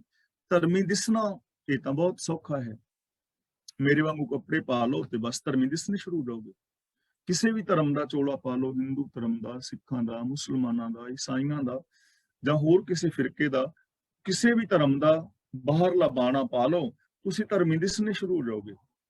ਧਰਮ ਦੀਆਂ ਗੱਲਾਂ ਸ਼ੁਰੂ ਕਰਨੀਆਂ ਕਰ ਦਿਓ, ਲੋਕ ਤੁਹਾਨੂੰ ਧਰਮੀ ਸਮਝਣਾ ਸ਼ੁਰੂ ਕਰ ਦੇਣਗੇ, ਪਰ ਨਿਰੀਆਂ ਗੱਲਾਂ ਕਰਕੇ ਜਾਂ ਧਾਰਮਿਕ ਕੱਪੜੇ ਪਾ ਕੇ ਕੋਈ ਧਰਮੀ ਨਹੀਂ ਹੁੰਦਾ। ਅਸਲੀ ਧਰਮੀ ਉਹ ਹੈ ਜੋ ਅੰਦਰੋਂ ਜੁੜਿਆ ਹੈ, ਜੋ ਸੱਚ ਦੇ ਨਾਲ ਜੁੜਿਆ ਹੈ, ਜਿਸ ਦੀ ਮਾਨਸਿਕਤਾ ਸੱਚੀ ਹੈ, ਜਿਸ ਦੇ ਬੋਲ ਵਿਹਾਰ ਸੱਚਾ ਹੈ, ਜਿਨੇ ਇਹਨਾਂ ਚੀਜ਼ਾਂ ਨੂੰ ਇੰਪਲੀਮੈਂਟ ਕੀਤਾ ਹੋਇਆ ਹੈ। ਉਹ ਬੰਦਾ ਫਿਰ ਕਦੇ ਖੋਟ ਵਿੱਚ ਨਹੀਂ ਜਾਂਦਾ, ਉਹ ਮੁੜ ਕੇ ਡੋਲਦਾ ਨਹੀਂ। ਸਾਡੇ ਵਰਗੇ ਡੋਲ ਜਾਂਦੇ ਨੇ, ਭਾਈ ਮਤੀ ਦਾਸ ਜੀ ਫਿਰ ਡੋਲਦੇ ਨਹੀਂ, ਭਾਈ ਦਿਆਲਾ ਜੀ ਡੋਲਦੇ ਨਹੀਂ, ਤੇ ਜਿਹੜੇ ਇੱਕ ਵਾਰ ਗੁਰੂ ਦੇ ਖਜ਼ਾਨੇ ਵਿੱਚ ਪੈ ਗਏ ਉਹ ਫਿਰ ਖੋਟੇ ਨਹੀਂ ਹੁੰਦੇ। ਹੁਣ ਜਦੋਂ ਤੱਕ ਇਹ ਦੁਨੀਆ ਹੈ ਉਦੋਂ ਤੱਕ ਅਰਦਾਸ ਦੇ ਵਿੱਚ ਇਹ ਬਚਨ ਕਹਿ ਜਾਂਦੇ ਰਹਿਣਗੇ, ਜਿਨ੍ਹਾਂ ਸਿੰਘਾਂ ਸਿੰਘਣੀਆਂ ਧਰਮ ਹੇਤ ਸੀਸ ਦਿੱਤੇ, ਬੰਦ ਬੰਦ ਕਟਾਏ, ਖਰੇ ਸਨ, ਖਜ਼ਾਨੇ ਵਿੱਚ ਪੈ ਗਏ ਤੇ ਪੈ ਗਏ, ਮੁੜ ਕੇ ਉਹ ਖੋਟੇ ਨਹੀਂ ਹੁੰਦੇ, ਉਹਨਾਂ ਦੇ ਅੰਦਰ ਮੁੜ ਕੇ ਖੋਟ ਨਹੀਂ ਹੁੰਦਾ। ਸ਼ਲੋਕ ਮਹਿਲਾ ਪੰਜਵਾਂ। ਵਿਛੋਹੇ ਜੰਬੂਰ ਖਵੇ ਨਾ ਵੰਜਨ ਗਾਖੜੇ। ਇਹਨੂੰ ਵੰਜਨ ਨਹੀਂ ਪੜਨਾ, ਝੱਜਾ ਨਹੀਂ ਬੋਲਣਾ, ਨੰਨੇ ਦੀ ਆਵਾਜ਼, ਜਿਵੇਂ ਚੱਚਾ, ਛੱਛਾ, ਜੱਜਾ, ਚੱਜਾ, ਨੰਨਾ, ਵੰਜਨ। ਵਿਛੋਹੇ ਜੰਬੂਰ ਖਵੇ ਨਾ ਵੰਜਨ ਗਾਖੜੇ। ਗਾਖੜੇ ਦਾ ਮਤਲਬ ਔਖੇ, ਵਿਛੋਹੇ ਦਾ ਮਤਲਬ ਵਿਛੋੜੇ ਦੇ ਦੁੱਖ, ਤੇ ਜੰਬੂਰ ਦਾ ਮਤਲਬ ਹੁੰਦਾ ਹੈ ਜਮੂਰ, ਜਿਹਦੇ ਨਾਲ ਕਿਸੇ ਦੁਸ਼ਮਣ ਨੂੰ ਦੁੱਖ ਦੇਈਦਾ, ਕਿਸੇ ਦੂਜੇ ਬੰਦੇ ਨੂੰ ਦੁੱਖ ਦੇਈਦਾ। ਔਰ ਖਾਸ ਕਰਕੇ ਜਮੂਰ ਅਸੀਂ ਉਹਨੂੰ ਵੀ ਕਹਿ ਦਿੰਦੇ ਹਾਂ ਜਿਹਦੇ ਨਾਲ ਦੰਦ ਕੱਢੀਦਾ ਨਾ, ਪਿੰਡਾਂ ਦੇ ਡਾਕਟਰਾਂ ਕੋਲ ਹੁੰਦੇ ਸਨ ਤੇ ਜਮੂਰ ਕਹਿੰਦੇ ਨੇ, ਜਿਹਦੇ ਨਾਲ ਦੰਦ ਕੱਢੀਦਾ ਸੀ। ਤਾਂ ਇਸ ਹਥਿਆਰ ਦੇ ਨਾਲ ਦੂਜੇ ਵੈਰੀਆਂ ਨੂੰ ਤਸੀਹਾ ਦਿੰਦੇ ਸਨ ਲੋਕ, ਜਮੂਰਾਂ ਦੇ ਨਾਲ ਬੋਟੀ ਬੋਟੀ। ਜਿਵੇਂ ਬਾਬਾ ਬੰਦਾ ਸਿੰਘ ਬਹਾਦਰ ਜੀ ਦਾ ਜਿਹੜਾ ਮਾਸ ਹੈ, ਗਰਮ ਜਮੂਰਾਂ ਦੇ ਨਾਲ ਜਲਾਦਾਂ ਨੇ ਕੁੱਟਿਆ, ਉਹਨੂੰ ਜਮੂਰ ਕਹਿੰਦੇ। ਵਿਛੋਹੇ ਦਾ ਮਤਲਬ ਹੈ ਵਿਛੋੜਾ, ਖਵੇ ਦਾ ਮਤਲਬ ਸਹਾਰਨਾ, ਖਵੇ ਨਾ ਵੰਜਨ ਦਾ ਮਤਲਬ ਸਹਾਰੇ ਨਹੀਂ ਜਾਂਦੇ, ਗਾਖੜੇ ਦਾ ਮਤਲਬ ਬੜੇ ਔਖੇ। ਗੁਰੂ ਪਾਤਸ਼ਾਹ ਜੀ ਕਹਿੰਦੇ ਨੇ ਕਿ ਪ੍ਰਭੂ ਚਰਨਾਂ ਨਾਲੋਂ ਟੁੱਟ ਕੇ ਜਿਹੜੇ ਦੁੱਖ ਨੇ ਨਾ, ਜਿਹੜੇ ਦੁੱਖ ਸਾਡੀ ਜ਼ਿੰਦਗੀ ਵਿੱਚ ਆ ਚੰਬੜਦੇ ਨੇ, ਉਹ ਜੰਬੂਰ ਦੇ ਤਸੀਹਾਂ ਵਾਂਗ ਸਹਾਰਨੇ ਔਖੇ ਨੇ, ਸਹਾਰੇ ਨਹੀਂ ਜਾਂਦੇ। ਜਿਵੇਂ ਜਮੂਰ ਦੇ ਨਾਲ ਮਾਸ ਕੁੱਟੀਏ ਤੇ ਔਖਿਆਈ ਹੁੰਦੀ ਹੈ ਨਾ, ਐਵੇਂ ਰੱਬ ਨਾਲੋਂ ਜੇਕਰ ਵਿਛੜ ਜਾਈਏ, ਟੁੱਟ ਜਾਈਏ, ਤਾਂ ਬੰਦਾ ਐਵੇਂ ਦੁਖੀ ਹੁੰਦਾ ਹੈ, ਫਿਰ ਉਹ ਦੁੱਖ ਸਹਾਰੇ ਨਹੀਂ ਜਾਂਦੇ। ਰੱਬ ਤੋਂ ਟੁੱਟਣਾ ਜਮੂਰਾਂ ਵਾਲੇ ਦੁੱਖ ਆਪਣੀ ਜ਼ਿੰਦਗੀ ਵਿੱਚ ਪੈਦਾ ਕਰਨ ਦੇ ਬਰਾਬਰ ਹੈ। ਹੁਣ ਇਹ ਚੀਜ਼ ਥੋੜੀ ਸੋਚ ਸਮਝਣ ਵਾਲੀ ਹੈ ਕਿ ਰੱਬ ਨਾਲ ਤੇ ਅਸੀਂ ਜੁੜੇ ਆ। ਆਮ ਬੰਦਾ ਕਹਿ ਦਿੰਦਾ ਵੀ ਰੱਬ ਨਾਲ ਤੇ ਅਸੀਂ ਜੁੜੇ ਆ ਯਾਰ, ਰੋਜ਼ ਮੰਦਿਰ ਜਾਂਦੇ ਆ, ਮਸਜਿਦ ਜਾਂਦੇ ਆ, ਗੁਰਦੁਆਰੇ ਸਾਹਿਬ ਜਾਂਦੇ ਆ, ਜਾਂ ਗਿਰਜੇ ਜਾਂਦੇ ਆ, ਜਿਵੇਂ ਜਿਸ ਧਰਮ ਸਥਾਨ ਨੂੰ ਕੋਈ ਮੰਨਦਾ ਅਸੀਂ ਜਾਂਦੇ ਆ, ਸਵੇਰੇ ਉੱਠ ਕੇ ਬਾਣੀ ਪੜ੍ਹਦੇ ਆ, ਜਾਂ ਜੋ ਵੀ ਕੁਝ ਕਰ ਰਿਹਾ ਹੈ, ਰੱਬ ਨਾਲ ਤੇ ਅਸੀਂ ਜੁੜੇ ਆ। ਵੀਰਵਾਰ ਅਸੀਂ ਮਾਂ ਦੇ ਛੋਲਿਆਂ ਦੀ ਦਾਲ ਵੀ ਲੈ ਕੇ ਜਾਂਦੇ ਆ, ਸ਼ਨੀਵਾਰ ਅਸੀਂ ਕਾਲੇ ਛੋਲਿਆਂ ਦਾ ਪੈਕਟ ਵੀ ਚੜਾ ਕੇ ਆਉਂਦੇ ਆ, ਮੰਗਲਵਾਰ ਅਸੀਂ ਕੇਲੇ ਲੈ ਕੇ ਜਾਂਦੇ ਆ, ਪੀਲੇ, ਬੂੰਦੀ ਲੈ ਜਾਂਦੇ ਆ, ਫੋਟੋਆਂ ਦੇ ਅੱਗੇ ਅਸੀਂ ਧੂਫਾਂ ਵੀ ਦਿਖਾਉਂਦੇ ਆ, ਅਸੀਂ ਬਾਬੇ ਨੂੰ ਪਕੌੜੇ ਚਾਹ ਦਾ ਭੋਗ ਵੀ ਲਵਾਉਂਦੇ ਆ। ਹੋਰ ਹੁਣ ਕੀ ਕਰੀਏ, ਰੱਬ ਨਾਲ ਜੁੜੇ ਤੇ ਆ, ਫਿਰ ਵੀ ਅਸੀਂ ਦੁਖੀ ਹਾਂ। ਰੱਬ ਨਾਲ ਜੁੜਨ ਦਾ ਮੀਨਿੰਗ ਇੱਥੇ ਇਹ ਨਹੀਂ ਹੈ ਰੱਬ ਨਾਲ ਸੁਰਤ ਨੂੰ ਜੋੜਨਾ ਹੈ, ਸੁਰਤ ਨੂੰ, ਸੋਚ, ਮੈਂਟੈਲਿਟੀ।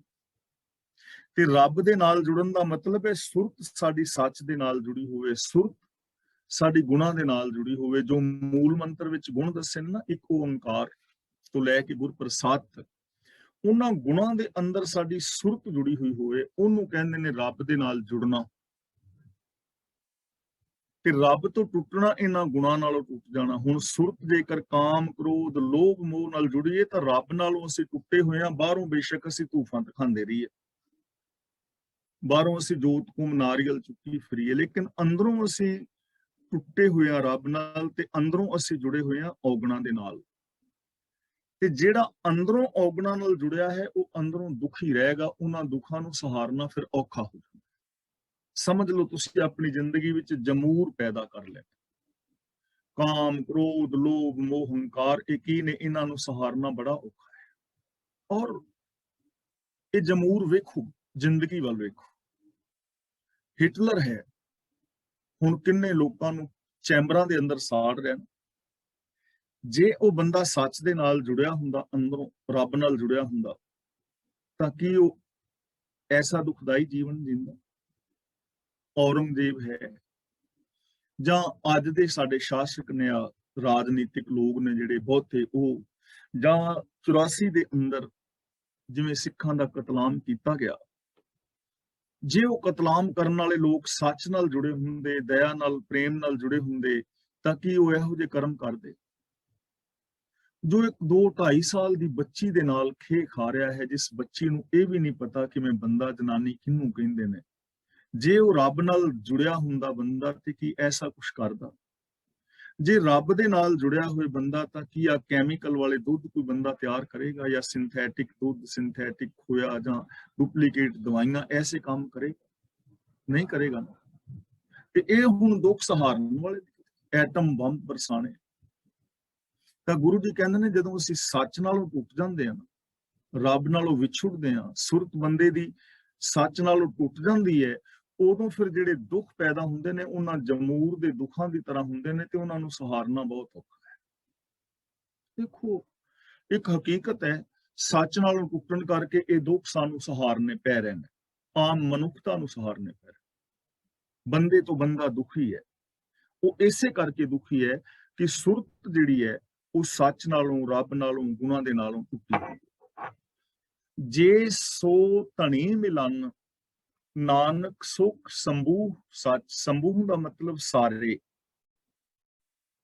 ਜੇ ਇਹਦਾ ਮਤਲਬ ਜੇਕਰ, ਸੋ ਦਾ ਮਤਲਬ ਉਹ, ਧਣੀ ਦਾ ਮਤਲਬ ਪ੍ਰਭੂ, ਸੋ ਦਾ ਮਤਲਬ ਉਹ, ਜੇ ਸੋ ਧਣੀ ਮਿਲਨ, ਜੇ ਉਹ ਪ੍ਰਭੂ ਜੀ ਮਿਲ ਪੈਣ।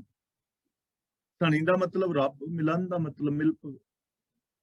ਜੇ ਰੱਬ ਮਿਲ ਪਵੇ, ਰੱਬ ਜੀ ਮਿਲ ਪੈਣ, ਨਾਨਕ ਸੁਖ ਸੰਬੂਹ ਸੱਚ, ਤਾਂ ਗੁਰੂ ਪਾਤਸ਼ਾਹ ਜੀ ਕਹਿੰਦੇ ਨੇ ਯਕੀਨਨ ਸਾਰੇ ਸੁੱਖ ਹੋ ਜਾਂਦੇ ਨੇ, ਸਾਰੇ ਸੁੱਖ ਮਿਲ ਜਾਂਦੇ ਨੇ। ਸੱਚ ਦਾ ਮਤਲਬ ਯਕੀਨਨ ਸੱਚ ਜਾਣੋ। ਜੇ ਰੱਬ ਮਿਲ ਪਵੇ ਤਾਂ ਫਿਰ ਸਾਰੇ ਸੁੱਖ ਵਰਤ ਜਾਂਦੇ ਨੇ। ਰੱਬ ਮਿਲਣ ਦਾ ਮਤਲਬ ਇਹ ਨਹੀਂ ਕਿ ਰੱਬ ਬਾਹਰ ਆਣ ਕੇ ਖਲੋਏਗਾ। ਰੱਬ ਮਿਲਣ ਦਾ ਮਤਲਬ ਜੇ ਅਸੀਂ ਅੰਦਰੋਂ ਰੱਬ ਦੇ ਗੁਣਾਂ ਨਾਲ ਜੁੜ ਜਾਈਏ, ਜੇ ਅਸੀਂ ਰੱਬੀ ਗੁਣਾਂ ਦੇ ਵਿੱਚ ਆਪਣੀ ਸੁਰਤ ਨੂੰ ਮਿਲਾ ਲਈਏ। ਸੁਰਤ ਸ਼ਬਦ ਭਵਸਾਗਰ ਤਰੀਏ, ਨਾਨਕ ਨਾਮ ਵਖਾਣਾ।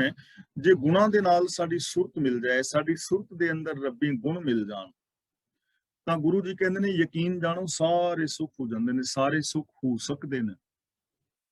ਜੇ ਸਾਡੀ ਜ਼ਿੰਦਗੀ ਵਿੱਚ ਦੁੱਖ ਨੇ ਨਾ, ਤਾਂ ਗੁਰੂ ਜੀ ਕਹਿੰਦੇ ਨੇ ਸੱਚ ਜਾਣੋ। ਜੇ ਤੁਸੀਂ ਆਪਣੀ ਮੈਂਟੈਲਿਟੀ ਦੇ ਅੰਦਰ ਗੁਣ ਵਸਾ ਲਓਗੇ, ਸਾਰੇ ਸੁੱਖ ਹੋ ਜਾਣਗੇ, ਸ਼ਾਂਤੀ ਆ ਜਾਏਗੀ।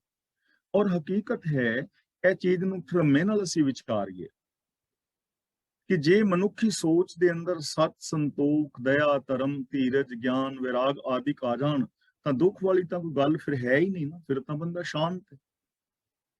ਮੈਂ ਦੁਖੀ ਕਿਉਂ ਆ? ਤੁਹਾਡੇ ਤੋਂ ਈਰਖਾ ਨਾਲ ਐਵੇਂ ਸੜ ਰਿਹਾ ਤਾਂ ਦੁਖੀ ਆ, ਕਿਉਂਕਿ ਅੰਦਰ ਈਰਖਾ ਹੈ, ਅੰਦਰ ਲੋਭ ਹੈ, ਅੰਦਰ ਕ੍ਰੋਧ ਹੈ, ਕਾਮ ਵਾਸਨਾਵਾਂ ਅੰਦਰ ਭਰੀਆਂ ਪਈਆਂ ਨੇ, ਤਾਂ ਮੈਂ ਦੁਖੀ ਆ। ਤੇ ਜੇ ਮੇਰੇ ਅੰਦਰ ਸਤ, ਸੰਤੋਖ ਆਦਿ ਗੁਣ ਆ ਜਾਣ ਤੇ ਮੈਂ ਸ਼ਾਂਤ ਆ। ਇਹ ਤਾਂ ਇੱਕ ਅਟਲ ਸੱਚਾਈ ਹੈ। ਕਿੰਨਾ ਸੌਖਾ ਸਾਧਨ ਗੁਰੂ ਜੀ ਸਾਨੂੰ ਸਮਝਾ ਰਿਹਾ। ਮਹਿਲਾ ਪੰਜਵਾਂ। ਜਿਮੀ ਵਸੰਦੀ ਪਾਣੀਐ, ਈਂਧਣ ਰੱਖੈ ਪਾਹੇ ਪਾਹੇ। ਇਹਨੂੰ ਈਂਧਣ ਨਹੀਂ ਪੜਨਾ, ਈਂਧਣ ਬਿੰਦੀ ਲਗਾ ਕੇ। ਈਂਧਣ ਰੱਖੈ ਪਾਹ, ਜਿਮੀ ਵਸੰਦੀ ਪਾਣੀਐ, ਈਂਧਣ ਰੱਖੈ ਪਾਹ।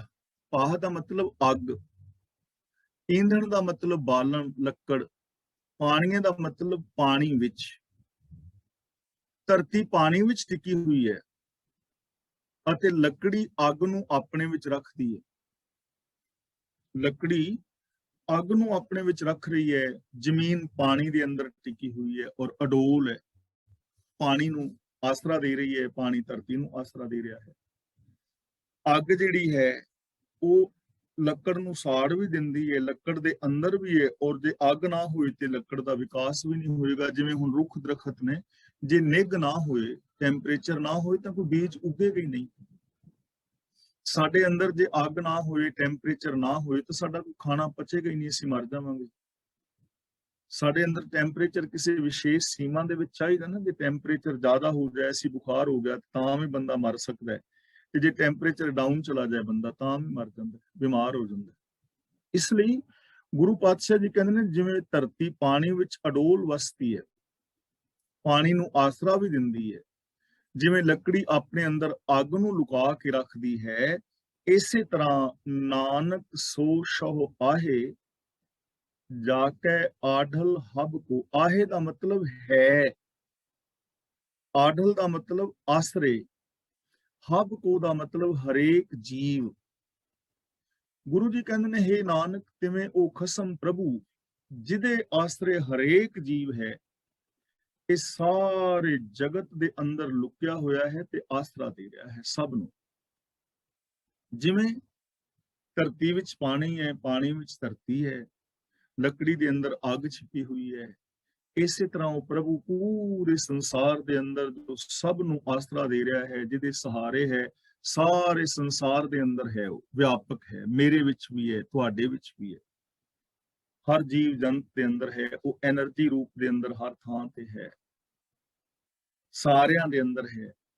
ਹੁਣ ਜੇ ਅਸੀਂ ਇਹਨਾਂ ਚੀਜ਼ਾਂ ਨੂੰ ਸਮਝ ਲਈਏ, ਹੁਣ ਸਮਝ ਤੇ ਆਉਂਦੀਆਂ ਨੇ, ਸਮਝ ਤਾਂ ਆਉਂਦੀ, ਇਹ ਨਹੀਂ ਕਿ ਸਾਨੂੰ ਸਮਝ ਨਹੀਂ ਆਉਂਦੀ, ਗੱਲ ਤਾਂ ਇੰਪਲੀਮੈਂਟ ਕਰਨ ਦੀ ਹੈ। ਇਹ ਤਾਂ ਸਾਨੂੰ ਸਾਰਿਆਂ ਨੂੰ ਪਤਾ ਹੈ ਕਿ ਘੱਟ ਘੱਟ ਮੈਂ ਹਰਦੂ ਬਸੇ ਪੰਕਤੀ ਸਾਨੂੰ ਸਾਰਿਆਂ ਨੂੰ ਯਾਦ ਹੈ, ਸਭ ਮੈਂ ਜੋਤ ਜੋਤ ਹੈ ਸੋਏ ਪੰਕਤੀ ਸਾਨੂੰ ਸਾਰਿਆਂ ਨੂੰ ਯਾਦ ਹੈ। ਔਰ ਇਹ ਗੱਲ ਅਸੀਂ ਸਾਰੇ ਕਹਿੰਦੇ ਹਾਂ ਜੀ ਰੱਬ ਸਰਬ ਵਿਆਪਕ ਕੇ ਹਰ ਥਾਂ ਦੇ ਉੱਤੇ ਵਸਤ ਰਿਹਾ ਹੈ, ਇਹ ਗੱਲ ਅਸੀਂ ਸਾਰੇ ਕਹਿੰਦੇ ਹਾਂ, ਇਹਨਾਂ ਵਿੱਚ ਤਾਂ ਕੋਈ ਦੋ ਰਾਏ ਹੈ ਹੀ ਨਹੀਂ, ਕਹਿ ਰਹੇ ਹਾਂ, ਪਰ ਕਹਿ ਰਹੇ ਹਾਂ ਅਮਲ ਕੌਣ ਕਰ ਰਿਹਾ ਹੈ, ਇਹ ਤਾਂ ਹੁਣ ਹਰ ਬੰਦਾ ਆਪ ਹੀ ਜਾਣਦਾ ਹੈ ਕਿ ਕੀ ਮੈਂ ਤੁਹਾਡੇ ਨਾਲ ਰੱਬ ਵਰਗਾ ਪਿਆਰ ਸਤਿਕਾਰ ਕਰਦਾ ਹਾਂ, ਕੀ ਮੈਂ ਇਹਨਾਂ ਗੁਣਾਂ ਤੇ ਅਮਲ ਕਰਦਾ ਹਾਂ, ਇਹਨਾਂ ਚੀਜ਼ਾਂ ਨੂੰ ਮੈਂ ਇੰਪਲੀਮੈਂਟ ਕੀਤਾ ਹੈ, ਕੀ ਮੈਂ ਆਪਣੇ ਅੰਦਰ ਵਸਦੇ ਰੱਬੀ ਗੁਣਾਂ ਨੂੰ ਵੇਖਦਾ ਹਾਂ, ਉਹਨਾਂ ਨੂੰ ਮੈਂ ਵਰਤੋਂ ਵਿੱਚ ਲਿਆਉਂਦਾ ਹਾਂ। ਫਿਰ ਤਾਂ ਮੇਰਾ ਆਤਮਿਕ ਜੀਵਨ ਠੀਕ ਹੋ ਜਾਏਗਾ, ਮੇਰੇ ਜੀਵਨ ਦੀ ਹਾਲਾਤ ਠੀਕ ਹੋ ਜਾਏਗੀ, ਮੈਂ ਸੁਖੀ ਔਰ ਸ਼ਾਂਤ ਹੋ ਜਾਵਾਂਗਾ। ਤੇ ਜੇ ਮੈਂ ਇਹਨਾਂ ਚੀਜ਼ਾਂ ਤੇ ਇੰਪਲੀਮੈਂਟ ਨਹੀਂ ਕਰਦਾ ਤਾਂ ਫਿਰ ਗੁਰੂ ਜੀ ਕਹਿੰਦੇ ਨੇ ਗੱਲੀ ਅਸੀਂ ਚੰਗੀਆਂ ਆਚਾਰੀ ਬੁਰੀਆਂ, ਮਨੋਂ ਕੁਸੁੱਧਾਂ ਕਾਲੀਆਂ ਬਾਹਰ ਚਿਟਵੀਆਂ, ਰੀਸਾਂ ਕਰੇ ਤਿਨਾੜੀਆਂ ਜੇ ਸੇਵੇਂ ਦਰ ਖੜੀਆਂ, ਨਾਲ ਖਸਮੇ ਰਤੀਆਂ, ਜਿਹੜੀਆਂ ਪ੍ਰਭੂ ਦੇ ਨਾਲ ਮਿਲੀਆਂ ਹੋਈਆਂ ਨੇ, ਜਿਨ੍ਹਾਂ ਦੇ ਅੰਦਰ ਰੱਬੀ ਗੁਣ ਨੇ, ਮਾਣ ਹੁੰਦਿਆਂ ਵੀ ਉਹ ਨਿਮਾਣੀਆਂ ਨੇ, ਔਰ ਰੀਸ ਮੈਂ ਉਹਨਾਂ ਦੀ ਕਰਦਾ। ਵੈਸੇ ਮੈਂ ਗੱਲੀ ਬਾਤੀ ਚੰਗਾ, ਆਚਾਰ ਮੇਰਾ ਮਾੜਾ ਹੈ, ਆਚਰਨ ਮੇਰਾ ਮਾੜਾ ਹੈ, ਤਾਂ ਫਿਰ ਤਾਂ ਪ੍ਰੋਬਲਮ ਹੈ ਨਾ। ਤਾਂ ਸਾਰੀ ਬਾਣੀ ਸਾਨੂੰ ਅਮਲ ਕਰਨ ਵਾਸਤੇ ਦਿੱਤੀ ਗਈ ਕਿ ਅਸੀਂ ਅਮਲੀ ਜ਼ਿੰਦਗੀ ਜੀਣੀ ਹੈ, ਇੰਪਲੀਮੈਂਟ ਕਰਨਾ ਹੈ ਇਹਨਾਂ ਗੁਣਾਂ ਨੂੰ, ਫਿਰ ਸਾਡਾ ਜੀਵਨ ਬਦਲੇਗਾ। ਪੌੜੀ ਤੇਰੇ ਕੀਤੇ ਕੰਮ ਤੁਧੈ ਹੀ ਗੋਚਰੇ। ਗੋਚਰੇ ਦਾ ਮਤਲਬ ਅਧੀਨ, ਪਹੁੰਚ ਵਿੱਚ, ਤੇਰੀ ਪਹੁੰਚ ਵਿੱਚ ਨੇ।